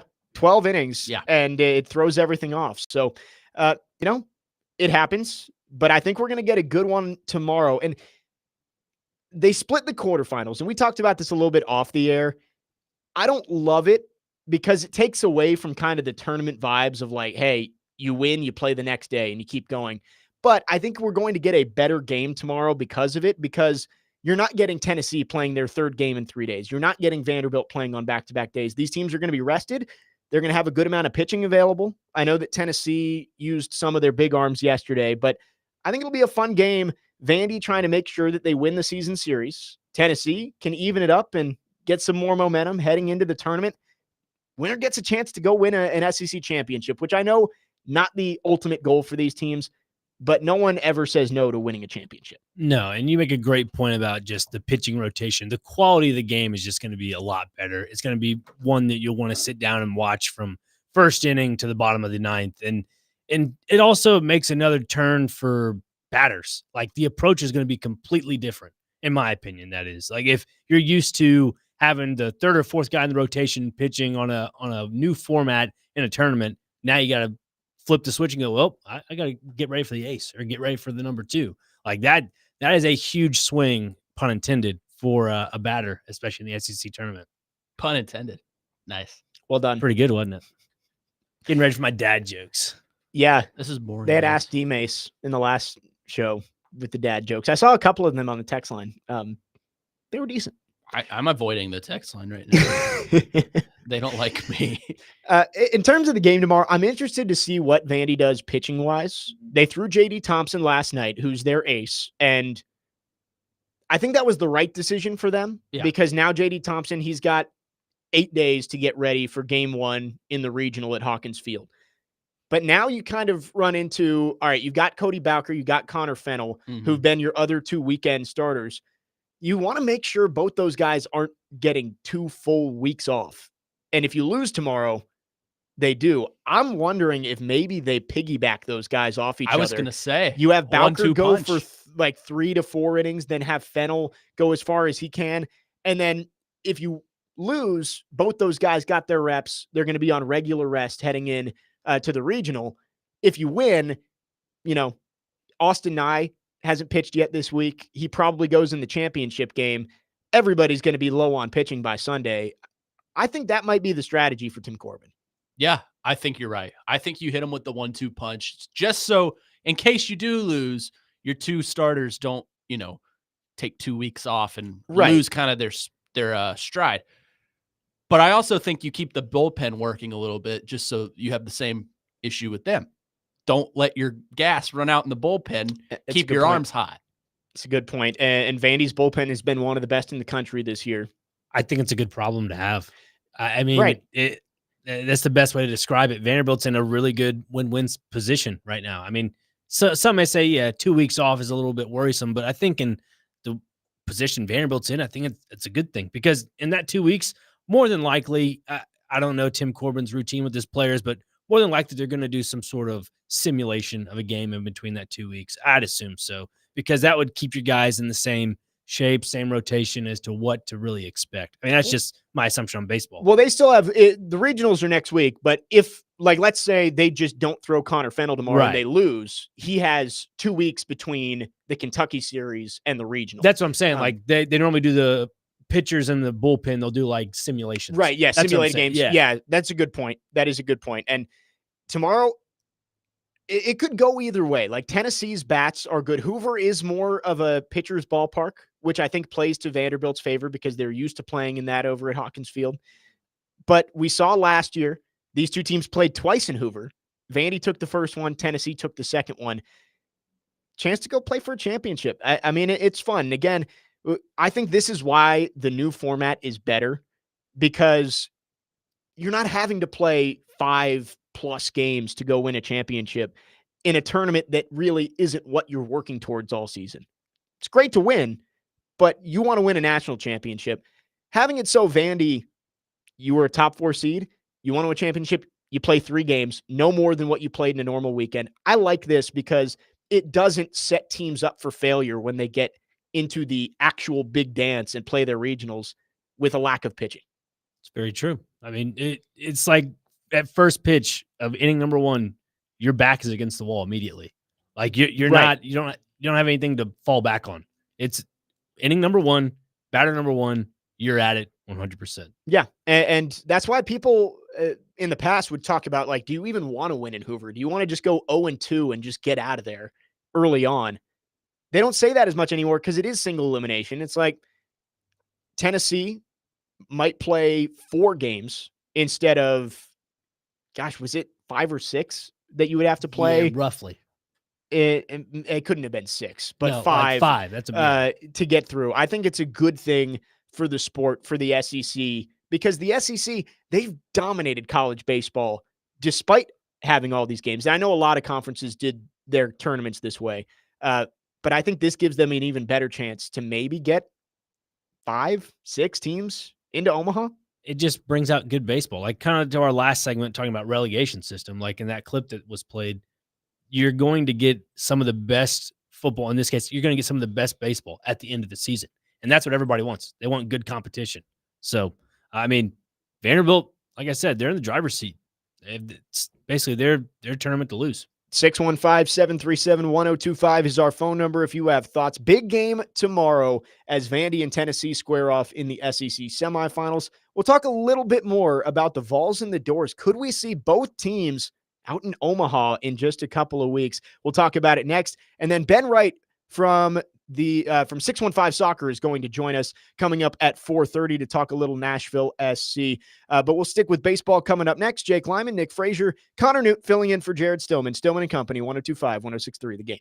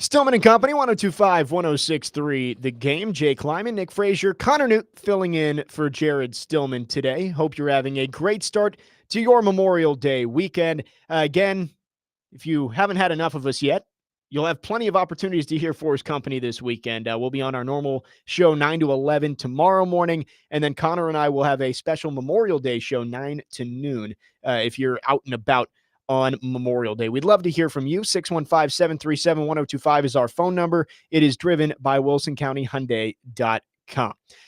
Talking college baseball here. Getting close to the end of the season. Going to get a bracket for the NCAA tournament coming up on Monday at noon. So we're going to find out a lot over the next few days, but still a couple of games to go in Hoover. SEC semifinals tomorrow, starting with Vanderbilt and Tennessee. The other game is yet to be determined. 2 more quarterfinals today down in Hoover. But it seems like there's a chance, guys, that we could get Vanderbilt and Tennessee into Omaha this year. There's been so much back and forth between these two fan bases with baseball. It was Vandy for a while, that was their thing. And Vandy had the 2 national championships in baseball, and that was what they would throw back at Tennessee fans. Then Tennessee got good at baseball. They went to Omaha a couple of times. Vandy fans would still push back with, all right, you can get to Omaha, but can you win there? Tennessee wins a national championship last year. How fun would it be to have both of those teams, both of those fan bases in Omaha at the same time? Who knows if they'd face off, but just to get both those teams to the Final 8, I think would be an awesome storyline for the College World Series. It's funny because they're 2 completely different programs and 2 completely different fan bases. 2 completely different coaches. I could go into depth about it, but we've already done that before. Jared's already done that ad nauseum, apparently.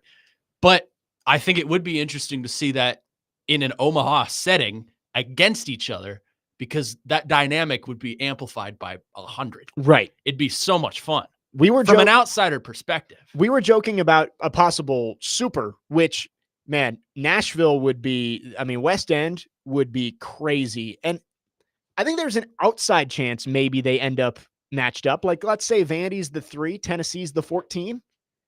It's an outside chance. Yeah. We could have Could happen. Vandy and the Vols playing a best of 3 series for a spot in Omaha, which would be great. But I think it would be even more fun in the College World Series in Omaha, even though you wouldn't have the home feel and obviously a lot of Tennessee fans here in Nashville. I think in Omaha, just with so much on the line and both teams already getting to, the pinnacle of college baseball, I think that would be great. And also, too, I think it would really bring out the true best of the best, like which team is actually better, because Vandy fans say, well, Tennessee plays in a Cracker Jack box. It's so easy to hit home runs. Right. Vandy fans Vols fans could say the same thing for Vanderbilt, all the above. You go out in Omaha, that is as pro style of a field as you get. Right. Not the field, but the fences are pretty deep. It's a pitcher's park. Yeah. So you're going to be definitely playing the gaps. You're going to be playing everything true to the way it is. And you're going to see how good your pitching rotation is. You say it's a pitcher's park, so we'll see. And both teams have good pitchers. Liam Doyle was an all-SEC choice for Tennessee, and J.D. Thompson is a possible MLB draft prospect for Vanderbilt. So, man, I'm looking forward to the college baseball tournament more than maybe ever in the past. I think there's nobody who sits like head and shoulders above anybody else. Can I tell you something? Go ahead. I'm looking forward to the baseball tournament the least I ever have. Really? Just because Kentucky's probably not going to make it? Well, they're going to make it. They're going to make it? They're like like 29, 23? Yeah, but I haven't looked at the brackets. But I think they're like a lock to be a 3 seed. okay, gotcha. So they'll be in the lower end. But I don't know. I don't know what it is about this year. I'm just not as interested. There isn't a face of it, I guess, this year. I think that's part of it. Like last year, you had Jack Caglione, who was like a big personality and two-way Charlie guy, Condon. and Charlie Condon. And then 2 years ago, it was the Skeens, LSU team with Skeens and Cruz. So I get it, but I just think there's anything can happen. I think some of it for me personally is just the run the Cardinals have been on lately. Yeah. And they've been really, really fun to watch. And I've been really enjoying watching them because they're underdogs. They're not supposed to be, playoff contenders. And right now they look like they are. They do this every year. Yeah, they do this every year. We're dancing the same dance. Anyways, I just think, I don't know. this is just a personal thing. I of course I'm going to watch the baseball tournament. Am I going to sit down and watch every single game like March Madness? Right. No. It's not going to get that much attention. No. But I think the local storyline too does Sure. make it better, because this is Vandy's best season since 2021 when they went to the College World Series championship series and lost to Mississippi State, right? I believe so. Because 2021 was the year they won the Yeah, college right. World It Series. was Their state, only national championship across all sports, by the way. It was State, Yes, Ole they- Miss, then LSU. Mississippi State left the grouping of the Hokies and Kansas State. Crazy thing is, Chris Lemonis gone. They fired him this year. So Right. yeah. I mean, Yeah, that's 'cause how well, you sold your soul for that that's how Yeah. quick it can They did. happen. because Yeah. they were awful.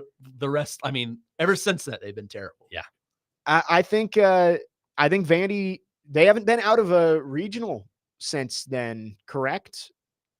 Because sounds about right. they lost in the Corvallis regional in 22. Mhm. They lost at home in 23, and then last year lost at Clemson. So Vandy, the last time they got out of a regional, they were one of the final two teams standing.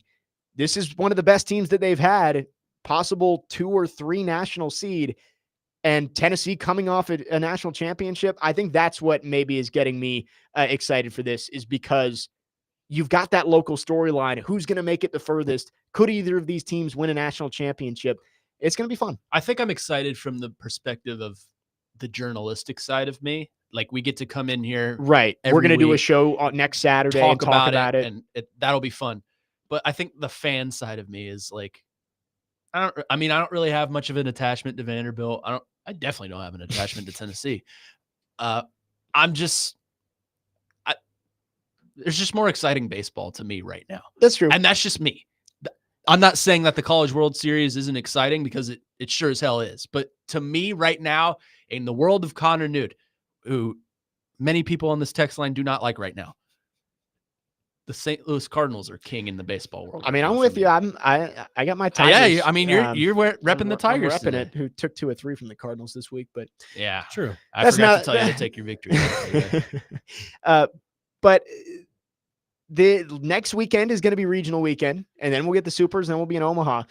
You're going to be in Knoxville next weekend. If there is a Knoxville regional, are you going to stop by for a game? Absolutely not. You won't be gracing I will- Lindsey Nelson I with your will presence. actively avoid. Well, Christian may drag me. Who is across the hall right now? May drag me over there, but I think I'll have to call in at 9:45 next Saturday. that's true. and let you guys You'll know. let us know if you're gonna head over to a game. But excited for tomorrow's game first. Still some business to sort out in Hoover. Vanderbilt and Tennessee in the SEC semifinals. We'll talk a little bit more about this tomorrow too, because we'll be close to leading into Vanderbilt's coverage tomorrow. I think it's a noon first pitch, a 11:45 pregame show tomorrow. So we'll preview it a little bit more, but I think it's going to be a fun one tomorrow. I think it's going to be highly competitive, just like we saw in Knoxville 2 weeks ago with, Andrew Fisher's going around the base pass, talking to every single Vandy infielder on the way around. And, they're getting into it after the final out at the end of game 3. I think it's going to be a highly emotional game, and it could honestly go either way. I genuinely think it could go either way. Like, if you were to ask me right now who would win between Vanderbilt and Tennessee, I think I'd sway Vanderbilt, but you could easily talk me back to the other side. I don't know. I think Tennessee just has a clutch factor about them that just gets them over the hump. That's just me.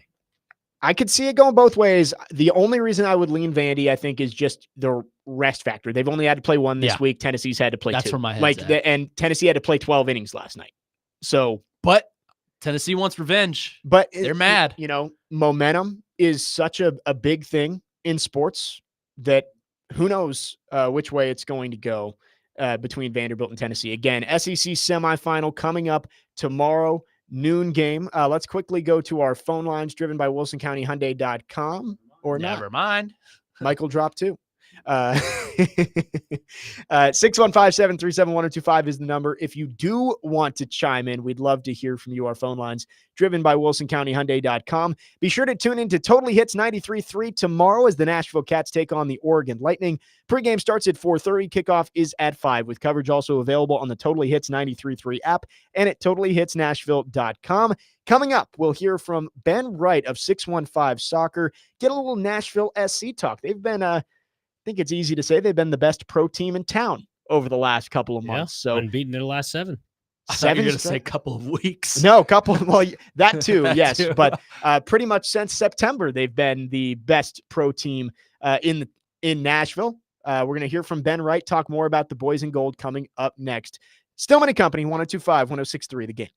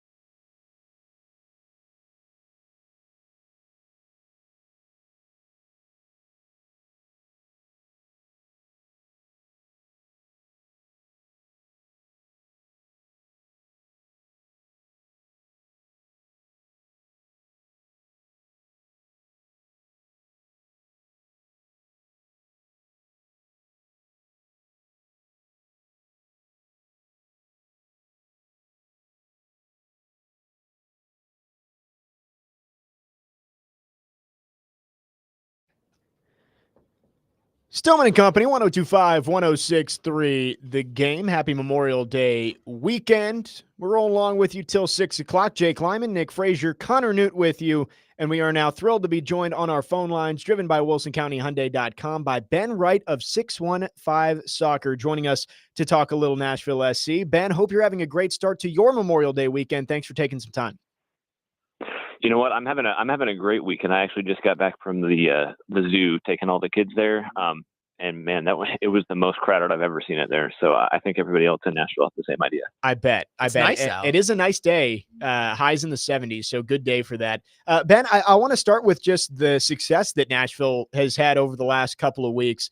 BJ Callahan coming in here. What have you seen from him since he's joined this team that has allowed them to turn it around and really have a good couple of weeks here?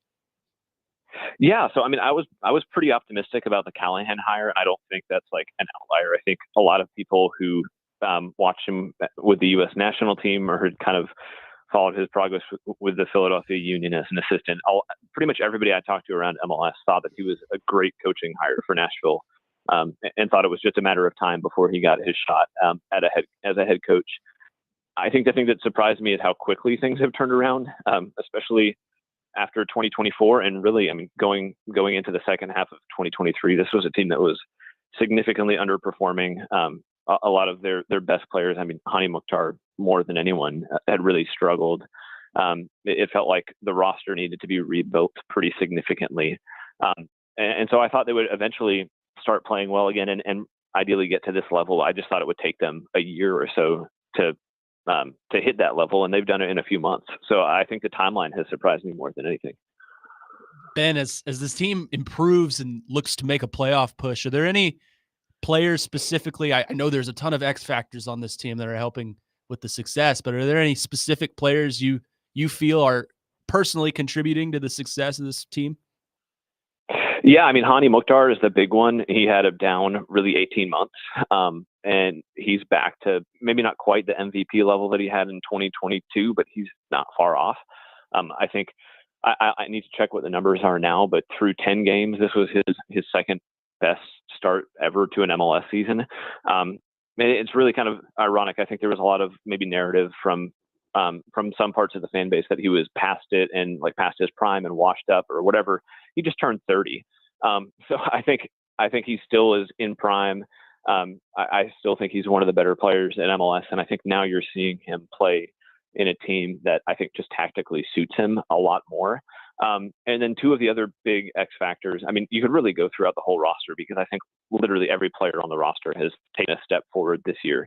But two newer guys to the team, Patrick Yazbek, who was brought in last summer, and then Eddie Taxis was one of the signings this winter. And I think the two of them have just kind of nailed down a partnership in center midfield. And I think they both cover so much ground and work so hard defensively, but I think they're also kind of maybe underrated on the ball. And so just the work they do both defensively and offensively, I think it's been pretty central to how Nashville want to set up. And I think those two have been absolutely crucial to their success this year. Ben, we watched Nashville this past week, and they go on in the U.S. Open Cup. BJ put out an odd starting 11. It honestly would say kind of rolling the dice a little bit. You've already spoken on, just the maturity aspect of this team. Just what would you think that Nashville would possibly put out another lineup like that against DC United because of where they are in the standings in the MLS? I don't know. I think I was surprised by the lineup. I'm sure you were too, especially after their 0-0 draw against DC last week. I certainly thought, and I think maybe the consensus was that they were rotating in that game so that they could put out more of a strong lineup against Orlando. And then obviously they went with guys who had hardly seen the field this year. They even called up two guys from their MLS Next Pro, or I guess their reserve team. So really went the opposite way with that. BJ, after the game, said that there were some injury concerns. It sounded like some of the guys were just struggling a little bit after last weekend and then picked up some issues in training. So I think that might have played more into it than we realized.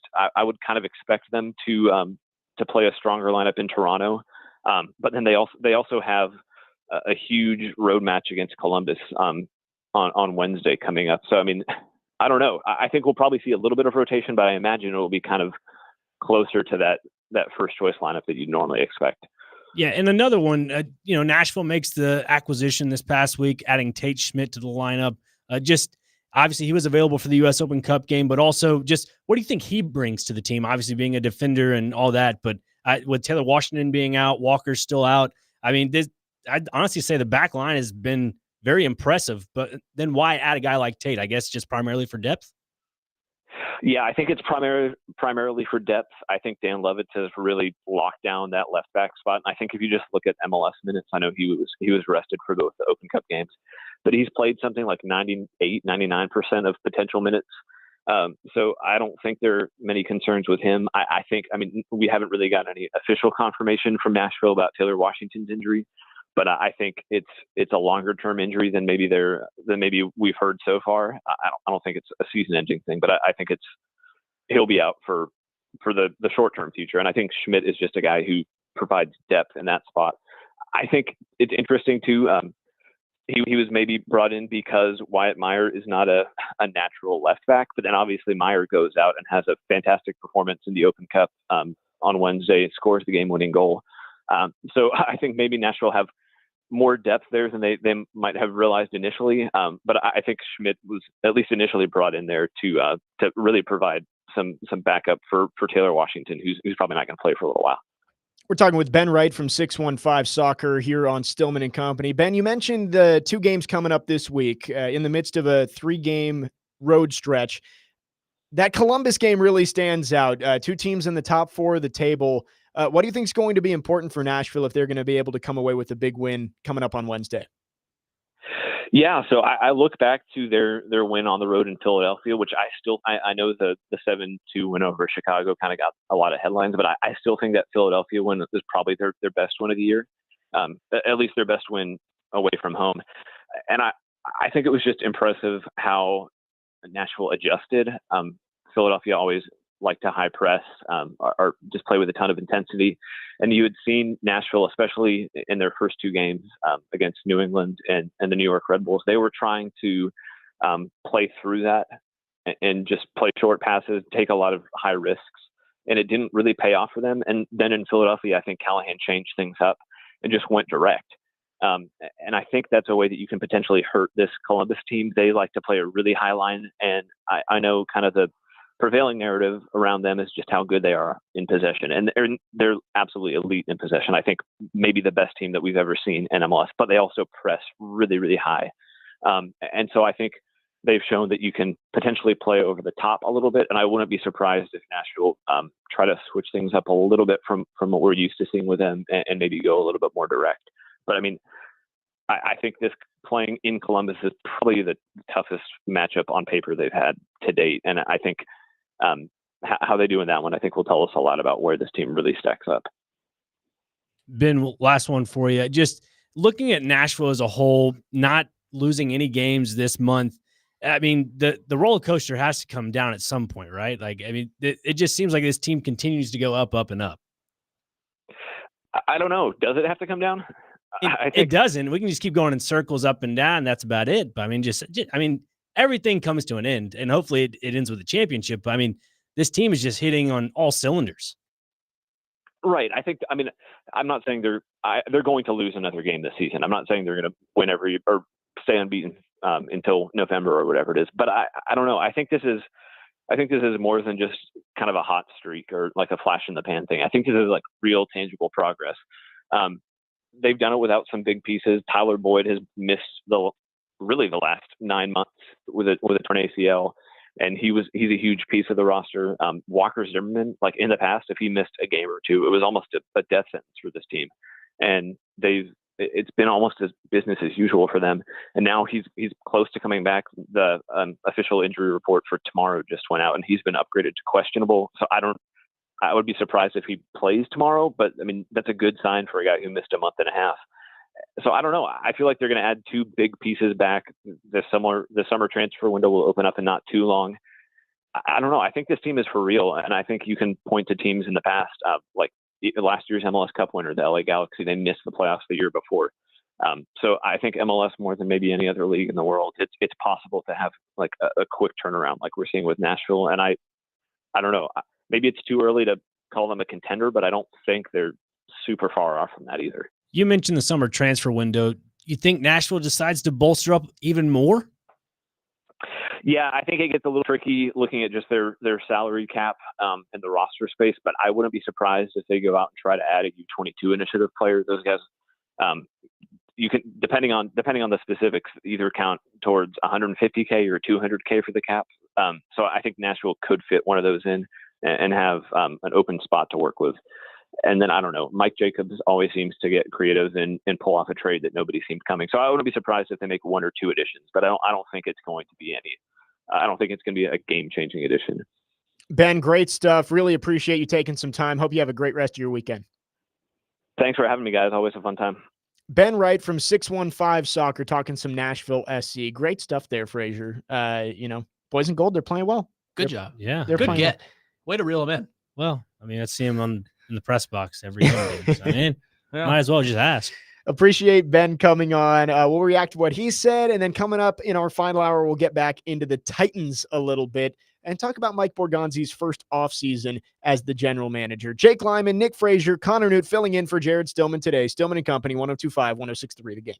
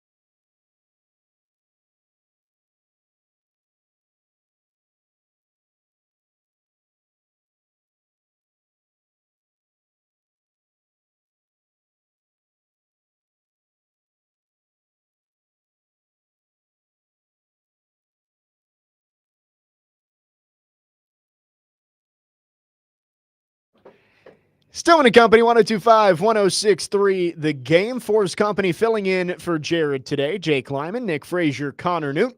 Great stuff with Ben Wright in the last segment.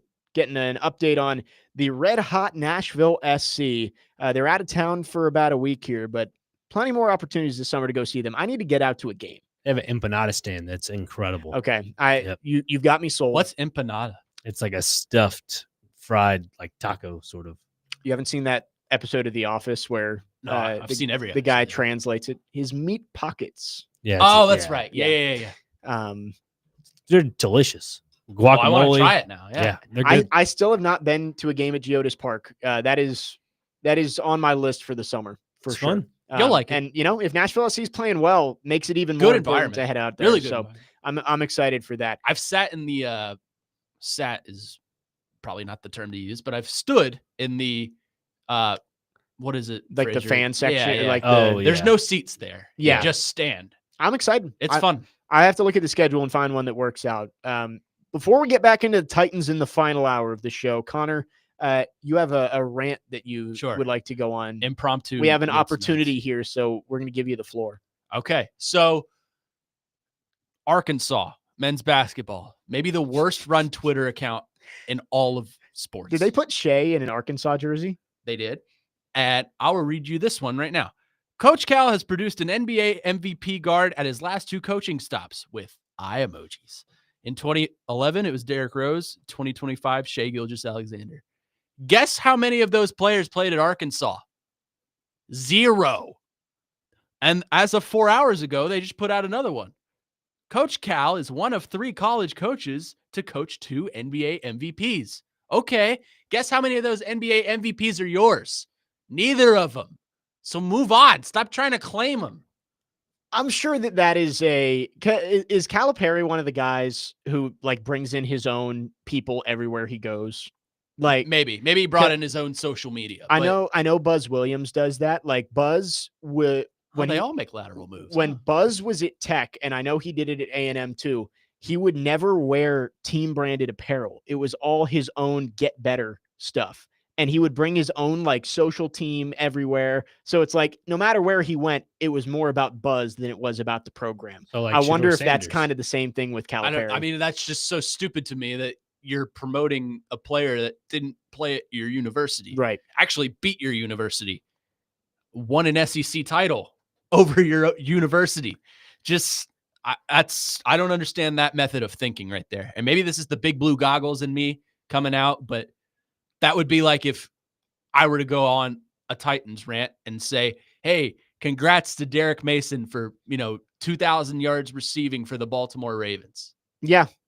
Okay. He doesn't play here anymore. So It's a good point. Like, do you, as a program, celebrate the players who your coach coached? Like, I don't know if that is that done other places. is North Carolina celebrating Tom Brady? What that's different because that's We're in the celebrating pros. Tom Brady. But We're in like, this show right now. like Steve Spurrier would be a good example. Like when he was at South Carolina, do you think they were tweeting about Florida players? No. Like I think that's like a decent It's just example of like weird. it's kind of a not a lateral move, but a move within your own conference. I don't think you're celebrating his players that played at his previous It's stops. weird. I get he's a former player and he's been out of college basketball for over 5 years now. Wow, it's crazy to think about. It feels like yesterday. Anyways, I get he's a former player, but you still don't promote him.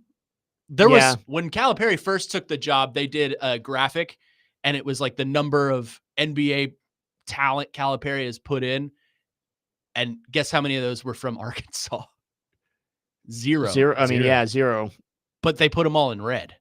Like it was a picture of like Tyler Hero holding his Yeah, it is a little an weird. Arkansas jersey or something. That is It's, weird. it's a weird obsession. that It's they like have. if Ohio State was tweeting about Tim Tebow when Urban Meyer was there. Yeah. I mean, do you see Ohio State tweeting about Joe Burrow? I mean, I get that's a different situation. He was actually there, but Yeah, it's like I know with Mississippi State, Danico Autry was at Mississippi State for a short amount of time, then went to EMCC, that Netflix doc, you know what I'm talking about? Yeah, East Last Mississippi. Chance U. Yeah. He Buddy was, Stevens. yeah, exactly. Love He Buddy went there, I Stevens. think his sophomore or freshman year, transferred to Mississippi State and did not finish at Mississippi State, but did not go into the draft. Like, he didn't leave early. He just didn't go to school there. Right. So, and even Mississippi State sometimes claims him on their socials. I think it depends on how well you do, whether you get claimed. Like, imagine if Dorial Green Beckham turned out to be a star in the NFL. I bet Missouri would claim him, but they don't. Now, I don't think they claim him now. There are a select few of players that are subject to dual citizenship, as I call it. I think Jalen Hurts is subject to that. Yeah, I agree with that. I think Russell Wilson is subject to that. Yeah. NC State. Yeah, and Wisconsin. Basketball, there's not many because, transfer portal era. So what about Diego Pavia? I think he's more, Diego's Vandy. I think he's more of a Really? Vandy guy. Yeah. You can't give them both? I think it depends on I think where Diego claims like Vandy. where did you have your most success and where did you finish? I think with like Jalen Hurts, the example would be like he won a national championship with Bama, right? Like the year before he got benched in the national championship game. And then he transferred. He's a national champion at another school. Right. And then he was a Heisman contender for at Oklahoma. So I think you can kind of claim both in that scenario. But like for Diego, yeah, he beat Auburn when he was at New Mexico State, but like I think most people will always remember him as Vandy. But we're talking about players that have, played at both of these schools. Right. Now, this is very different. Shea didn't play at Arkansas. No. Shea did 1 year at Kentucky and went. That is strange. And Texter makes a good point on our text line, driven by WilsonCountyHyundai.com. 9926 says it's a recruiting pitch, and that is why they're doing it. It's like, yeah, but it's built off of a lie. It's like, hey, Coach Calipari, he recruited all of these guys. He could make you the next at NBA a different MVP. University with different donors, a different location, different colors, but worse colors. As a program, you're going to show your program in the best light possible, and the way they do that is riding the coattails of what he did at Kentucky. Sure. So it's fun. Yeah, it's weird. I do get the point though of like, why are you putting all of these Kentucky players in red and acting like they were Arkansas legends? Because they're not. They weren't. It's a good rant. It's a good rant there, Connor. We will wrap up hour number 3. When we come back, we're going to finish up the show back with the Titans. How would you grade Mike Borgonzi's first offseason as general manager? We'll get into it next. Jake Lyman, Nick Frazier, Connor Newt filling in for Jared Stillman today. Stillman & Company, 102.5, 106.3 The Game.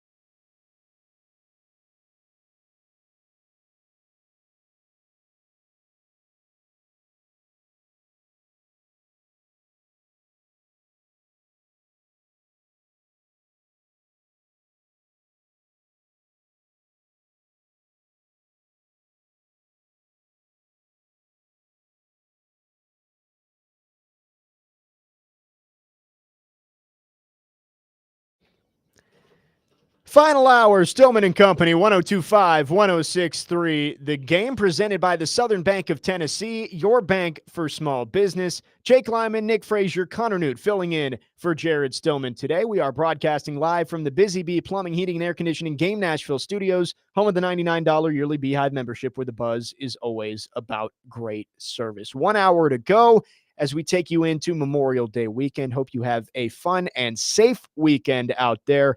We're going to finish the show with some more Titans talk. We looked into the offseason program in the first hour of the show, but I want to take a holistic view here of the Titans offseason. Mike Borgonzi's first offseason as the GM. I would think, safe to say, all of the big moves are done. There will be some roster shuffling here and there, but it doesn't feel like, 2 years ago when DeAndre Hopkins was still out there and maybe they might make a move. It feels like the Titans roster is pretty much set for the 53 at this point. What do we think? What do we think a grade could be? And let's start with the draft here. How do we feel about Mike Borgonzi's first draft in terms of what he did to build this team for now and for the future? B+. I think it's a good draft. I think it could have improved. I think Cam Ward was the right pick at 1. The pick I have been harping on and the pick I am still, wary about, Femi Oladejo. Did you see the pictures of him for the tug of war? Yeah. He is massive. a unit. He is massive. Have you seen this, Frazier? I haven't. I'm going to find the picture. He is massive. He's a physical specimen. I'll tell you that. Interesting. But that's my worry. I don't want him to just be a physical specimen. I want that to translate onto the football field to where he can be the guy to hit a quarterback or make a good tackle for loss or, disrupt something in the pass offense. Yeah, look at him. I mean, absolute unit if you're watching on the stream. Wow. That picture. I mean, his muscles have muscles. I mean, good Lord. My thing is, I think this draft, what are you laughing at? I'm not laughing at anything. I'm just thinking how the Titans are going to be able to dissect this offseason. Like he's talking about grading it. For me, I'm going to grade it the way Brian Callahan would, and that's negative points and positive points. I mean, you look at Cam Ward, I give it a +6. You're in the +6 win margin right now. All right. You think he was sitting back and looking, Cam Ward's going to be great at Duck Duck Goose. I mean, I'm going to grade this like Brian Callahan would. +6 is what I'm going to give for Cam Ward. What about Oladejo? -2. So we're still in the +4 margin. See, I can see that. And I think, surface level with Femi Oladejo, when I saw that tweet come up of Titans taking Femi Oladejo 52nd, I was disappointed. I thought the Titans were going to go wide receiver, pass catcher, get a weapon for Cam Ward. But they did need an edge rusher.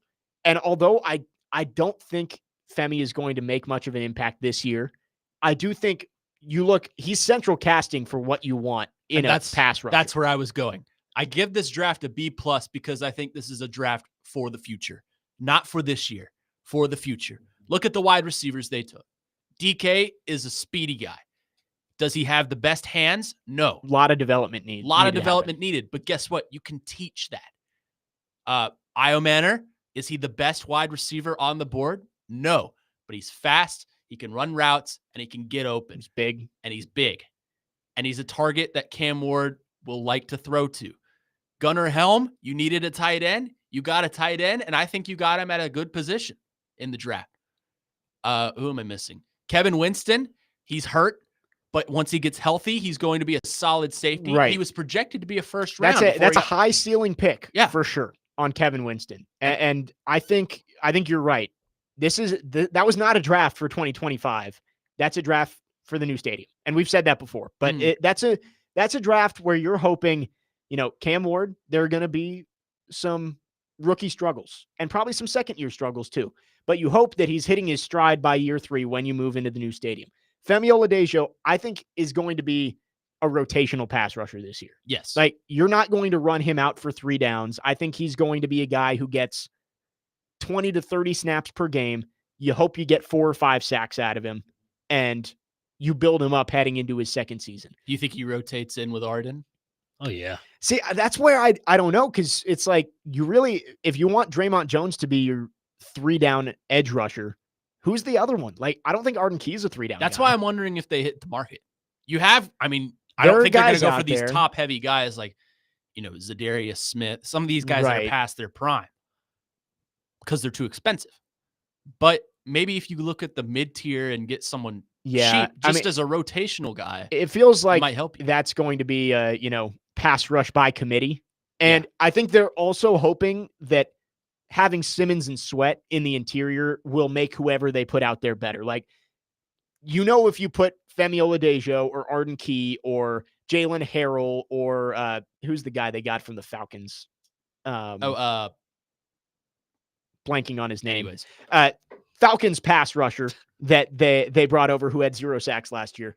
That guy, whoever it is probably going to get a one-on-one. And you don't have to win all of them. You could be, here's a name for you. You could be Kamalai Correa. Remember him? Wow. Like that dude. Lorenzo Carter, yes. You could be Kamalai Correa. You don't have to be a 10-sack guy, but there were plenty of plays in that.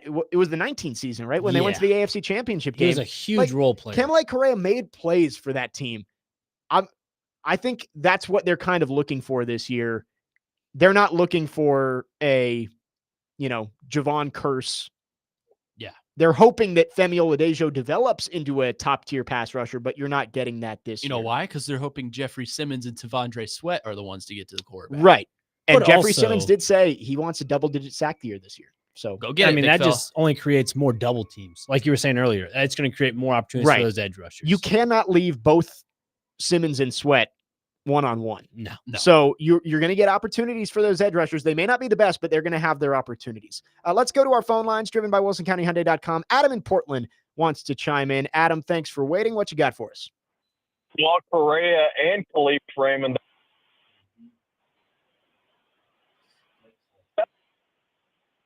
This is what I want you to do, all right? So I'm listening to the show. I get it. We're excited. What have they done well? What have they not? If I challenge you, Jake, and you do it, Connor, too, all you guys, beat the Titans. I tell you to beat the Titans. How are you going to do it? You run the ball, right? Like, because they have no middle linebacker. We still don't have that. Like, I want to run right down their throats, man. Probably hit the edges and stay away from big boys. But still, you should be able to run for 200 yards a game against us. Like, I don't trust our linebackers as far as I could throw them. Defensive, like stopping Cam, sit back in his zone, dude. That's it. Tony Pollard is not going to be special. He's old. He's an okay back. Okay is not going to move the stick for anybody. Like, just sit back and wait for Cam to make mistakes because rookies do that. Like, we're not any better, y'all. Like, that's what I'm saying. Like, we could pretend like things are going to be okay, but like, I don't want to be.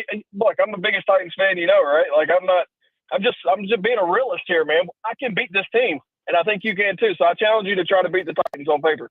Yeah, thank you for the call, Adam. And I think he makes a good point. Is this team significantly better than last year? I don't know. But like we were saying, this wasn't an offseason for 2025. This was an offseason to, build the foundation to get this thing back on its feet. I talked about it a couple weeks ago that I think this year is going to be a lot like the 2015 season. Marcus Mariota's rookie year, where you still only win a handful of games, but you start to see some strides. And then the next year they went 9-7. So, 2016 season. Yes. Did they go 9-7, 16? 16. Yeah, they did. And they missed the playoffs. No. 16, they played the Jaguars in a win or go home. That was 17. Yes, that was 17. Yes. And Yes. then they played the Chiefs and beat I them. was 1 year off. For some reason, I was thinking of the playoffs, which were in 2018. Yes. You're right. 16, they missed the playoffs. 16, they went 9-7, lost. That was when Marcus broke his leg. Yes. Yes. And Matt Castle was throwing the ball. So I think it's a forward-thinking draft, but I agree That's with amazing. Adam. Although he says everybody runs for 200 yards, nobody runs on the Tennessee Titans. I mean, I could see that. I mean, I could see everybody running 200 yards on the Titans. He's not wrong. No, I agree. I know you're joking, but you're right. If you can wash Sweat and Simmons out of the play, do I feel great about Cody Barton and then a mix of Reese, Williams, Gray, No more whoever Dr. else? Gibby. I don't know if I feel great about But it. you've said this before, and I think I'm going to echo you here. I don't think this season is about wins and losses. No. This is about Cam Moore. Right. And this that's is about developing Cam Moore. that's the point I would make to Adam is does anybody out there really think this team is going to contend for a playoff spot this year? I think the answer There is are no. some. I'm but sure. Well, right. We've had people on our text line say that they think that they can win 10, 11 games, which is fine. There's hope out there. But I think this is a year that is going to be used as a building block. And then maybe 26, you're in the hunt. Like week 16, they bring up the playoff picture and your logo's still up there in week 16 or 17.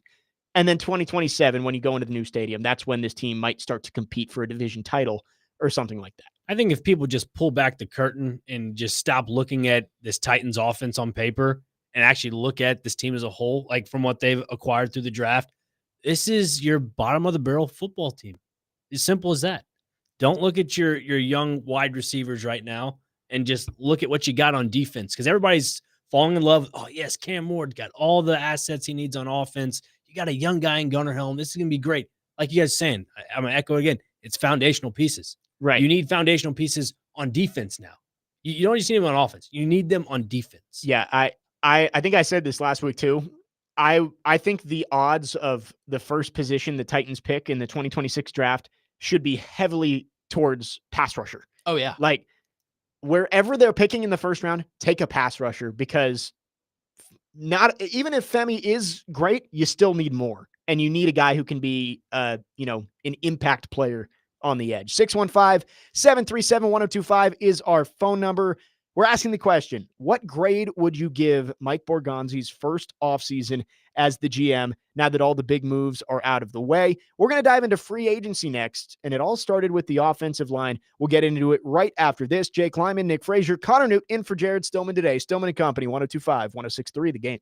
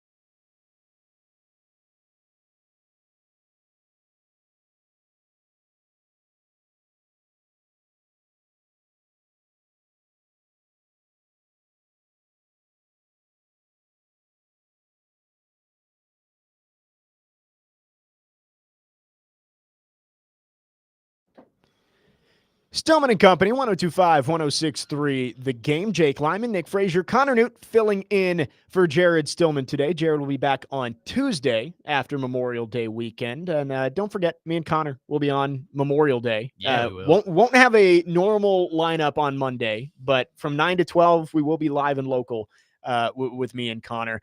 Talking about the Titans' first offseason under Mike Borgonzi. We talked about the draft, that it was a forward-thinking draft for the Titans. But free agency, it all started with fixing the offensive line. It has been horrendous for years, and they made two big moves. The big 5-year contract to Dan Moore at left tackle, and you bring in a veteran in Kevin Zeitler. I think that is, with free agency, That's about it. You're going to judge this free agency class based on whether the offensive line can keep Cam Ward alive in his rookie season. Like, that is the only way to judge it. Yeah, they made a couple of other small moves here and there. Draymond Jones, Cody Barton, Van Jefferson, all those guys. But it's all the offensive line. Yeah. Listen, I love Kevin Zeitler. I love that signing. I think that's a great signing. I think it's a great 1 to 2 year investment just to get your offensive line, over the hump. Dan Moore, on the other hand, I don't know. He is a starter. We'll say that. He is a starter. He's been on a playoff team in the Pittsburgh Steelers, and he has experience.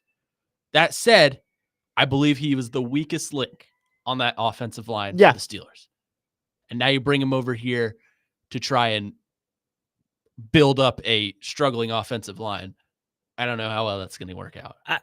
I'm hesitant, and I don't have a really good gauge on Dan Moore Jr. just because of the lack of quarterback production from the Steelers. Like, they have like 4 different quarterbacks. That's last true. season. Since Big Ben left, it's been kind of a revolving door over there. So, he gave up the most sacks for the Steelers last season. I understand all that. It's not a great thing to look at on paper.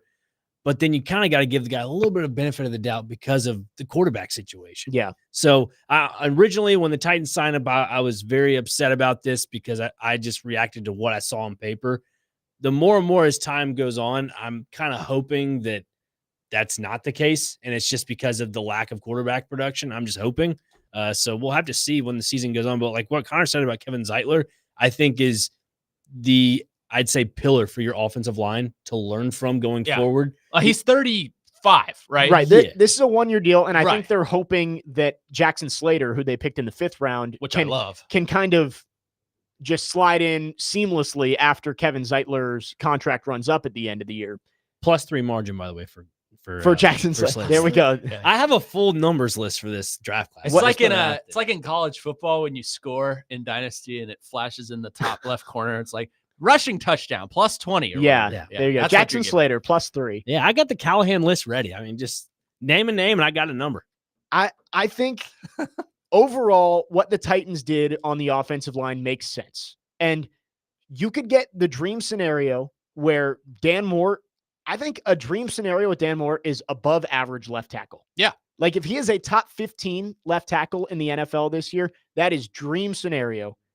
J.C. Latham, at this point, I think he's got to be like Pro Bowl level at right tackle. I think he is the X factor of this offensive line.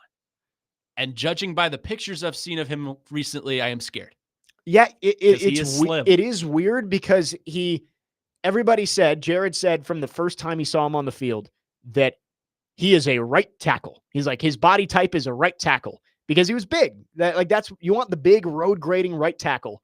And now he's slimmed down to like a left tackle size. He's like, and it's kind of 15 now. Right.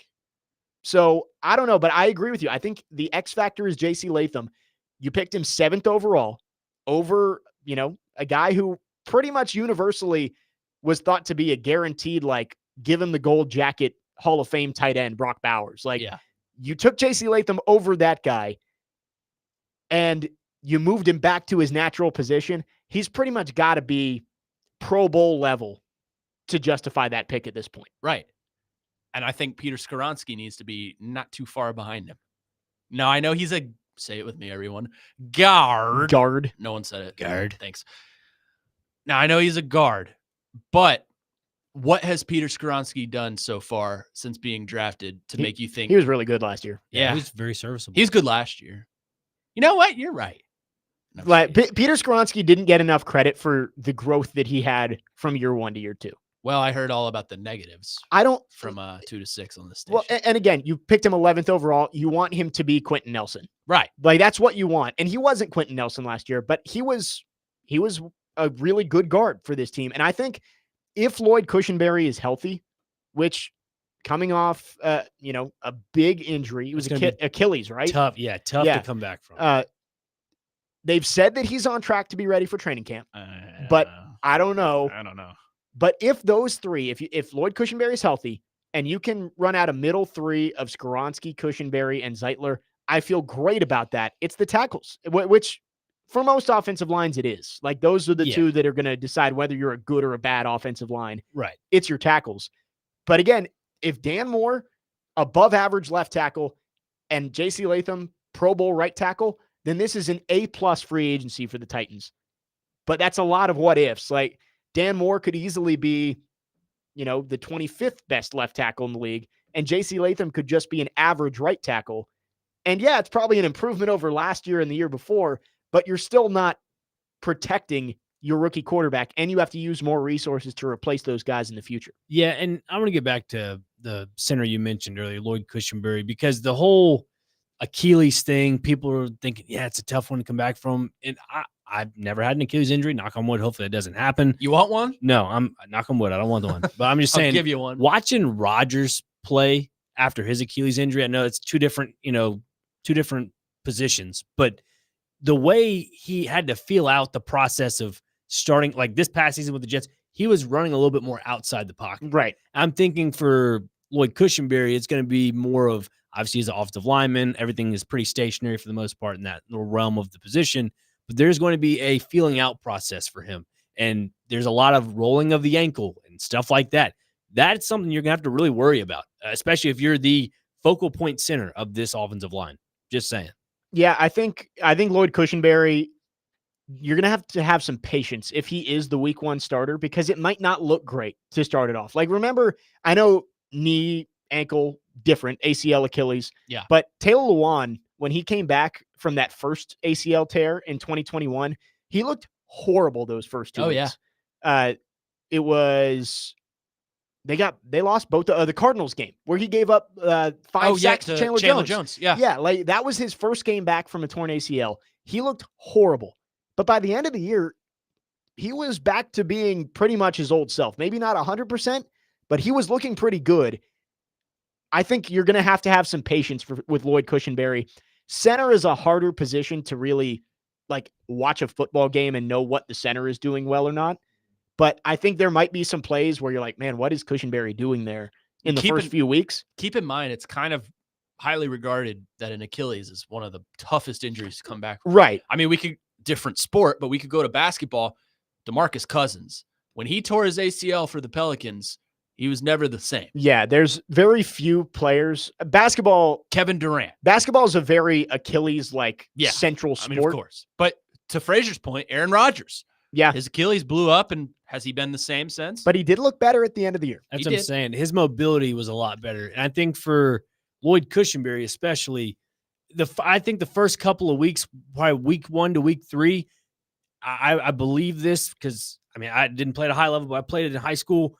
When you have an injury like that, you will definitely be scared to the point where your pad level is going to be a lot higher than it is normally on a regular basis. If you're an offensive lineman, your pad level is going to be, I'd say, roughly eyeball level, because then you're going to get beat off the ball consistently. Then that's where you're going to see Bill Callahan step in like, listen, pad level too high. Let's get lower. And that's where you got to put more strain on that Achilles. Yeah. And that's where you got to really be more stronger mentally than physically. You have to trust it again. And there is, like, in your pass sets, when you anchor, there's a lot of flexing of that Achilles. Yeah. And, I saw my second year with Vandy, Ayanna Moore was one of Vanderbilt's better players. She was coming back from an ACL. And in order to fully trust her knee again, she was landing on that leg only on her shots. So, like, was shooting and trying to land on her injured knee to trick her brain into trusting it more. So there are all these ways that these athletes have to get the mental side back after these injuries. I think there's going to be a learning curve again with Lloyd Cushenberry as he comes back. But I do think that he is going to be an above average center for this team when he is fully healthy, probably October, somewhere in there. Yeah. And if the Titans do rotate centers for like the first couple weeks, I have no issue with it. If it's during preseason and they're rotating centers, I have no issue with it. Yeah. Yep. 615-737-1025 is the phone number. We want to hear from you. How would you grade Mike Borgonzi's first offseason as GM? We're going to give our full answers next, now that we've gone through a lot of the big moves. And we'd love to hear from you. Again, text or call 615-737-1025. Our phone line's driven by WilsonCountyHyundai.com. Jake Lyman, Nick Frazier, Connor Newt. We're in for Jared Stillman today. Stillman and Company, 1025-1063, The Game.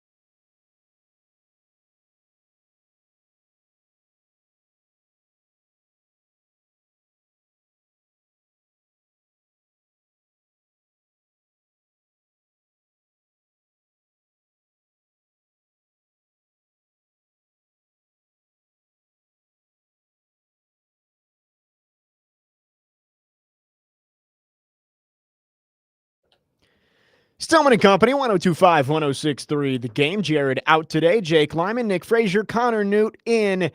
Do have a quick update before we get back into the Titans. The SEC announcing about 15 minutes ago that the SEC semifinal game between Vanderbilt and Tennessee tomorrow, originally scheduled for noon Central Time, now will begin at 10 a.m. Central Time tomorrow. So a little bit of inclement weather in the forecast for Saturday afternoon. So they're moving up those semifinals. Tennessee and Vandy now at 10 a.m. Central Time tomorrow, and the second semifinal will be 30 minutes after that game.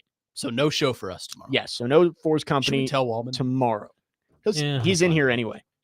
Yeah, let's just not tell him. So See no- if he figures it out. We will not be on tomorrow at 9. Instead, at 9:45, you will get Andrew Allegretta's coverage from Hoover as Vandy looks to beat Tennessee and go to the SEC championship. But Connor and I will have a special Memorial Day edition of Force Company coming up on Monday. So quick update there. Tennessee and Vanderbilt now scheduled for 10 a.m. Central Time tomorrow. You can hear that game right here on 102.5. Back into the Titans here. Our question to you: how would you grade Mike Borgonzi's first offseason as the general manager of the Titans? And we've gone through a lot of the big moves, whether it be draft, whether it be free agency. How would you grade it? I know you said, B+ for the draft, but overall, Connor, how are you feeling about this offseason? I'm going to say B-. I think free agency knocks it down a little bit. The offensive line is really the only thing that happened. I mean, you have little minor signings like Tyler Lockett was brought in. Right. A lot of one-year deals. Yeah, a lot of guys that you probably will forget is on the roster later on down the season. I think it's a pretty balanced offseason. I think the draft kind of carries the offseason, though. Like I said earlier, I think this offseason was more for the future. Yep. This is more investing in, let's build around our first-year quarterback that we took number 1 overall. Let's get him the receivers he will get used to throwing to. Let's build an offensive line so he doesn't die. And then we'll round it out with some one-year deals like Tyler Lockett, or on the other end, you have Lorenzo Carter or guys like that. This is not I'm going to tell you right now, this is not a year that they're wanting to compete. They won't tell you they don't want to compete because it's the NFL. And of course they want to go out and try and win as many as they want, but they're not going to be super upset when they're picking in the top. We're not getting the year. sunshine pumping that we were a year ago. Yeah. They're not going to be upset when they're picking in the top 5. And like you said, I think someone that could hit the quarterback as an edge is very high on their radar for next draft. Yep. But I don't want to talk about next draft yet. We just had one. So I don't want to do that. Yeah, we got a while to go. Plenty of time to talk about I'm going to go with the Brian Callahan point system here. Okay. Of all the offseason moves along with the draft, plus 17. Okay. So that you'd really have to break it down for that one. But out of all the free agent moves, I think I had it like plus 4. Okay. So and then draft was plus 13. Yes. Thanks for the update, Christian. What is the game's postponed? Thanks for telling me. What is that I didn't know like this. equal out to? Like what would be the best offseason ever? I mean, I'm just going off from a scale of 0 to, I guess, 100. I really don't know. Infinity. There's here's the deal. There's no limit. I don't know the logistics of Brian Callahan's point system. He hadn't told me the reward or the loss of anything. So I'm just going off of what I know. And that's really nothing, just the points, All right. the plus and minus. So we've got a 0 direction. We've got a B- from Connor, a plus 17 from Nick Frazier. I mean, if you want what a letter, does that translate to letter? Yeah. hey, if That's you want a what- letter grade, I'm gonna say probably, I don't know, C plus B. okay. Yeah, that sound about right. We're about the same area. Yeah. I'm gonna go a little higher. I'm gonna go B+. I think the Titans showed that they have a plan, and all of their moves seem to fit inside that plan. Like there was no, it would be one thing if they did all of these kind of conservative build for the future moves and then traded for Trey Hendrickson or something like that. Like it feels like they have a plan and they're sticking to it, which I like, because last year I think everybody could look at the Titans roster and say they're not 1 year away, and yet they made moves like they were 1 year away. I think the And Titans made us think that they were. right. It was a more measured approach, and they're telling Titans fans without telling Titans fans that, hey, we're not going to fix this overnight. I mean, they're not going to go to the podium and say that. Right. Callahan's not going to come up to the podium and say, hey, guys, we suck. Yeah. But hunker down for a tough year. We're at a -3 right now. That's what he'd probably say. We're at a -3. We're going to get to about a 3 at Oh, some yeah. point. Overall roster, what are we at in the point system? This is a great question, Jake. I think Who's overall, your Duck Goose MVP? Oh, that's another great question. I think overall on the roster point for the plus-minus margin, +5. Oh, wow. I think We're in the positive we're side. Got to on the give it a little positive. generosity on that, right? And as for Duck Goose, I don't know. I mean, I'm going to have to see it during preseason. I mean, Chimry DK looks like an absolute unit maybe. on the Goose field. Nobody knows about Xavier Restrepo's Duck Goose capabilities. Maybe he is the camp darling for Duck Goose. You never know. I do want to know who won that shuttle race between Restrepo and Tavondre Sweat. By the way, Up next, we discuss Five- is Tavondre Sweat's hide and seek game need work? 5.27 for tough to Tavondre hide. Sweat on a 40, and then obviously Xavier Restrepo's the 4.8. So Oh, okay. pretty- So it pretty was a close. 5.27? Yeah. For a man that large, 5.27 is pretty fast. I'd be scared if he was chasing me. I ran a 5.2 in high school. Like, right. Like, I honestly don't think we should set up a 40 in the parking lot I think down there. I think if we did that right now, I could run over or Under under a 5.2. Really? I think I could do it. I'd take that action. I think I could do it. I don't think you could. Wow. I don't Are think you you doubting could. me? I am doubting you. I don't Lots think of doubters on. I don't think you could run a 5.2. I think all of us current athletic conditioning probably are like 5.3, 5.4 range. I'm running a 3.1. Oh, I'm breaking the sound barrier. like it's harder than it looks to run a sub 5.40. Like you watch these guys at the combine, it looks like they're barely trying and they're running 4.6s or something like that. It's tough to get under 5. I think I. You got to be moving. I think I could run at least a 5.5. It's that first 10 I yards. think you could run a 5.5. I think I could do it. I don't know if you could run a 5.2. I think it would be close. That first 10 yards, Connor. That's what gets you. All right, let's go out in the parking lot. Get ready. Chariots of Fire. Yeah, should we? And I'm ready. Should 6'10". should we stream this? Should we do a 102.5 the game 40 Make it real. competition? Who can go the fastest? Who would go the fastest? I think you are up there, Frazier. I mean, Derek Mason's the easy answer, right? He's disqualified. I don't want him. I think Derek Mason is the easy answer. So yeah, we'll take Derek out of it. More importantly, who would finish last? I have 3 in mind that I think would all tie for last. Who you got? Jared. Jared, I think would be sneaky athletic a little bit. Big Joe would definitely be dead last. Love him. I don't know. We're gonna get a text from Joe after that. And I'm not going to say the other one because he'll definitely text me. Okay, good to I think know. that says enough. Yeah. I think Rex Road could be in there for the end of it. Oh, Rex Road's sneaky athletic. Really? Yeah. That's true. He plays basketball. Yeah, I've heard he's he's He good in the does. So church you know what? courts, I yeah. take that back. I think maybe Rex Road could be up towards the top half. I think Robbie's a pretty sneaky. Yeah, pick. Robbie's sneaky. Vingan is sneaky. Yeah, I I don't think know. he- David Reed played flag football. yeah, I think that's true. that footwork. David Reed's a huge Uh-uh. flag football guy. I think maybe we do see David Reed up there with D-Mace at the top of the list. I almost said recently, I've lost track of all time. I've been on an athletic field with Joe Dubin in the past 5 years. My money's on him. I'm finish telling you, last? To To finish finish? last. Oh, Oh, yeah. To- See? See, Connor's like to finish it all. Like he's not. No, yeah. I think finish last. I think that's probably a good bet. Sorry, We also Joe. have to take in Rex Road's gout situation. Yeah, but- Right, Oh, yeah. that Yeah, is we a forgot very about good that. point. Yesterday was National Gout Awareness Day. Yeah. I don't know if you knew that. Well, and PK's been here for the last 3 days. I think he'd be towards that bottom too. PK's kind of calf heavy. I don't know if you've ever seen his calves. He's I got some pretty, I have pretty not. massive calves. I don't think PK would compete. I think he'd stand on the sideline and And laugh at complain. everyone. Yeah. I'm all for doing this actually, but we're not doing it on asphalt. That's like the Well, no. last place you want to Yeah, run. that is true. We'd have to find like a turf field or something around here. I don't know. We should ask the suit. See Go if to we can Floyd set this Stadium. up. We can do it like on a Saturday after our show. Do like a noon on Saturday. I've got the connections. Or we we'll could do be it in the Floyd Stadium. Nashville Cats halftime show. that would be great. Yes. That would be great. Let's kick this up a notch and do We it. might be able to pull some strings That, for that. know what? honestly, that's more than possible. Probably Let's do Uh, it. Let's do it at Bridgestone Arena on ice. on ice. No skates. Just go.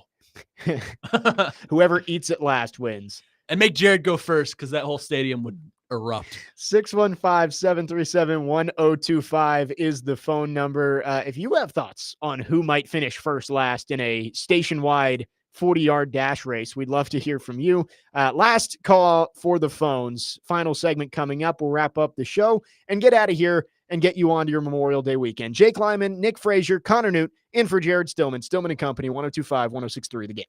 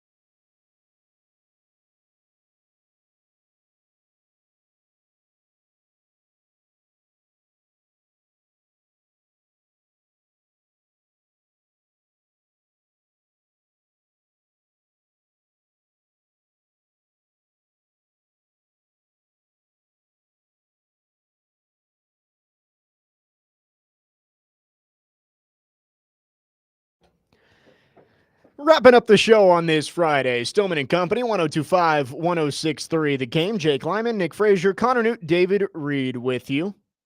We were just talking about a station-wide 40-yard dash race.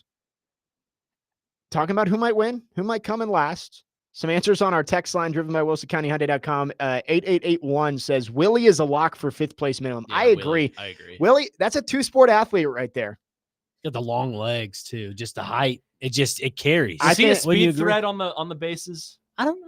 He That's was- a great question. I he was don't a- know. Willie Oh, is no, he was a pitcher. sneaky athletic. Sneaky athletic. We were at an event one time that had a dunk tank, and Willie just goes up there like it's nothing, and he's just dunking this dude pitch after pitch. Now that's Willie. I think Derek Mason's in a category of his own. Former NFL wide receiver. I think he'd smoke most of us. Yeah. But I think out of everybody else, Willie would be up there. I'd put Willie in that I'd put it in tiers. Willie, I think, would be in the top tier. I'd put Parker Kelly in that tier. Yeah. I think that might be it for that. Yeah. I think those two would probably be second and third. It's fair. And then I think there's a lot in the middle. I think us three, I think we'd all fit in the same category. Robbie's probably in that same category Robbie's there. too. I think a top 10 finish for myself would be pretty fair. top 10. I well, think that's how many fair. people work here? around what, roughly 20 people, 20 plus? Well, let's go through it. Let's not. That's not. Let's not. We only have so much time. Yeah. Ben also says that you have to take into account the potential for serious injury. So you never know. Like PK, I think PK would be fine, but I think there's more of a potential for serious injury there. He's got to use that, Theragun or whatever, and Yeah. then he'll be good with the calves from what David Reed has told us Hey, about. those things are awesome. Yeah, aren't they great? Yeah. That may be the best invention of the last 25 years. What? The calf raises? No, the Theragun. The Theragun It's like thing. Oh, the yeah. massages. Yeah. Oh, yeah. I got one at home. Yeah, no, but Paul's best at running his mouth. I've never seen him physically run. Someone said, who has the best vertical? Definitely not me.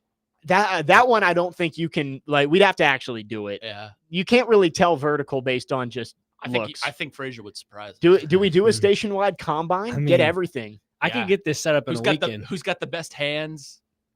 See, Derek can't compete. see if anybody can beat the 4.8 from Xavier Restrepo. Oh, I can't do it. But None we of look- us could. I'm hoping Jared's not listening right now, but he probably is somewhere in an airplane. Somehow he's listening. But I want to get him on tape committing to what he thinks he can run in a 40 before I we agree. commit to this. I agree. I want to know what Jared would expect his 40 time to be because I think he would can hear him. overestimate it. I think he probably thinks he could run a sub 540. I can hear him. I could run a 4.9. That's what he would say. I can hear him saying 5'6" right now. I- I can just hear it. See, I would love to see if Jared could outrun Tavondre Sweat's 40 because, he said a lot about Tavondre Sweat. Now that I would love to see. If we put Mike Borganti on the other end, and if Jared gets there under 5 seconds, Jared gets to be GM for the day. Do we think he gets it? That would be hilarious. I think he gets it. How many first round picks would it take to get Sam Darnold? That would be the first thing he does after. I think if he gets, anywhere under Tom Brady's 40, then because he's Brady. What was Brady? He's Brady. Five. You know what I'm I saying? don't think that's probably That's probably achievable. accurate. That's what I'm Yeah. I mean, he is. He said he's Tom Brady, right? Tom Might as Brady. well. Tom Brady was quicker than Put your money where your Tavondre. mouth is, kid. Brady was 5'18". 5'2". Do we think the Tom Brady of radio could outrun the Tom Brady of life The Tom Brady of Tom Brady. of being Tom Brady? It's fun. This will never actually happen. I don't think we could get the buy-in from a lot of It'll happen. the people to do this, but man, it would be funny. We'll get The to happen. content that you could get out of that, Nick Frazier, would be It would be elite. great. I mean, we're discounting. Where does the suit fit into all this? yeah. He's in the tiers. And we got to be nice because he I mean, Chase controls what we do here. gets to show off his athletic prowess on Thursday at the 615 Open. Oh, I think he's pretty sneaky athletic. I mean, he already has. If we do verticals, he already has an advantage because See- he's 6'8". That's I true. mean, yeah. he has the advantage of beat me and you're fired. That's what he has. Yeah. My Little vertical is not leverage great. there. It's like 6 foot, maybe, if that. I don't know. Chase, if we did like a company-wide basketball game, I'd want Chase McCabe on my team. Oh, yeah. Down Hammer it low. in the post. Yeah. Yeah. I Yeah. want, dude, Chase and Joe Rexroad in the post. would Yeah. be Oh the man, Twin Towers. the 4 and the 5. Oof. That's something. I'm not good for much on a basketball court. I can shoot, but like 4 or 5 times down the floor, I'm gassed. Yeah, I can pass the ball pretty good. I'm, That's a, I'm about an okay passer. Yeah. I played point guard in middle school. Yeah, you didn't go through the DAC like we did. I was too small to play high school basketball. I was like 5'4" until I was 16. And then told you that my shot whole up, life. Anthony Davis. Look And at I you. shot up to 5'10" and a half. Look at you. it. Stop going after the 6th grade. I think it would be fun if we did a combine. Dustin in Hopkinsville says if we did basketball, Stillman would call a foul on every play. Yep. Paul would whine the whole game. Yep. Joe would play super aggressive throwing elbows. Yes. Chase would coach. D-Mace would tell everyone every play how to improve. Robbie would just have fun. Big Joe would ref, and there would be multiple technical fouls on Joe Rexroad. I think that's a good way to wrap up the show. Well done, Dustin. That'll do it for us. Been a fun one. Again, no Force Company tomorrow. Vanderbilt baseball, 9:45 pregame, 10 o'clock first pitch against Tennessee. We will talk to you on Monday. Hope everyone has a great and safe Memorial Day weekend.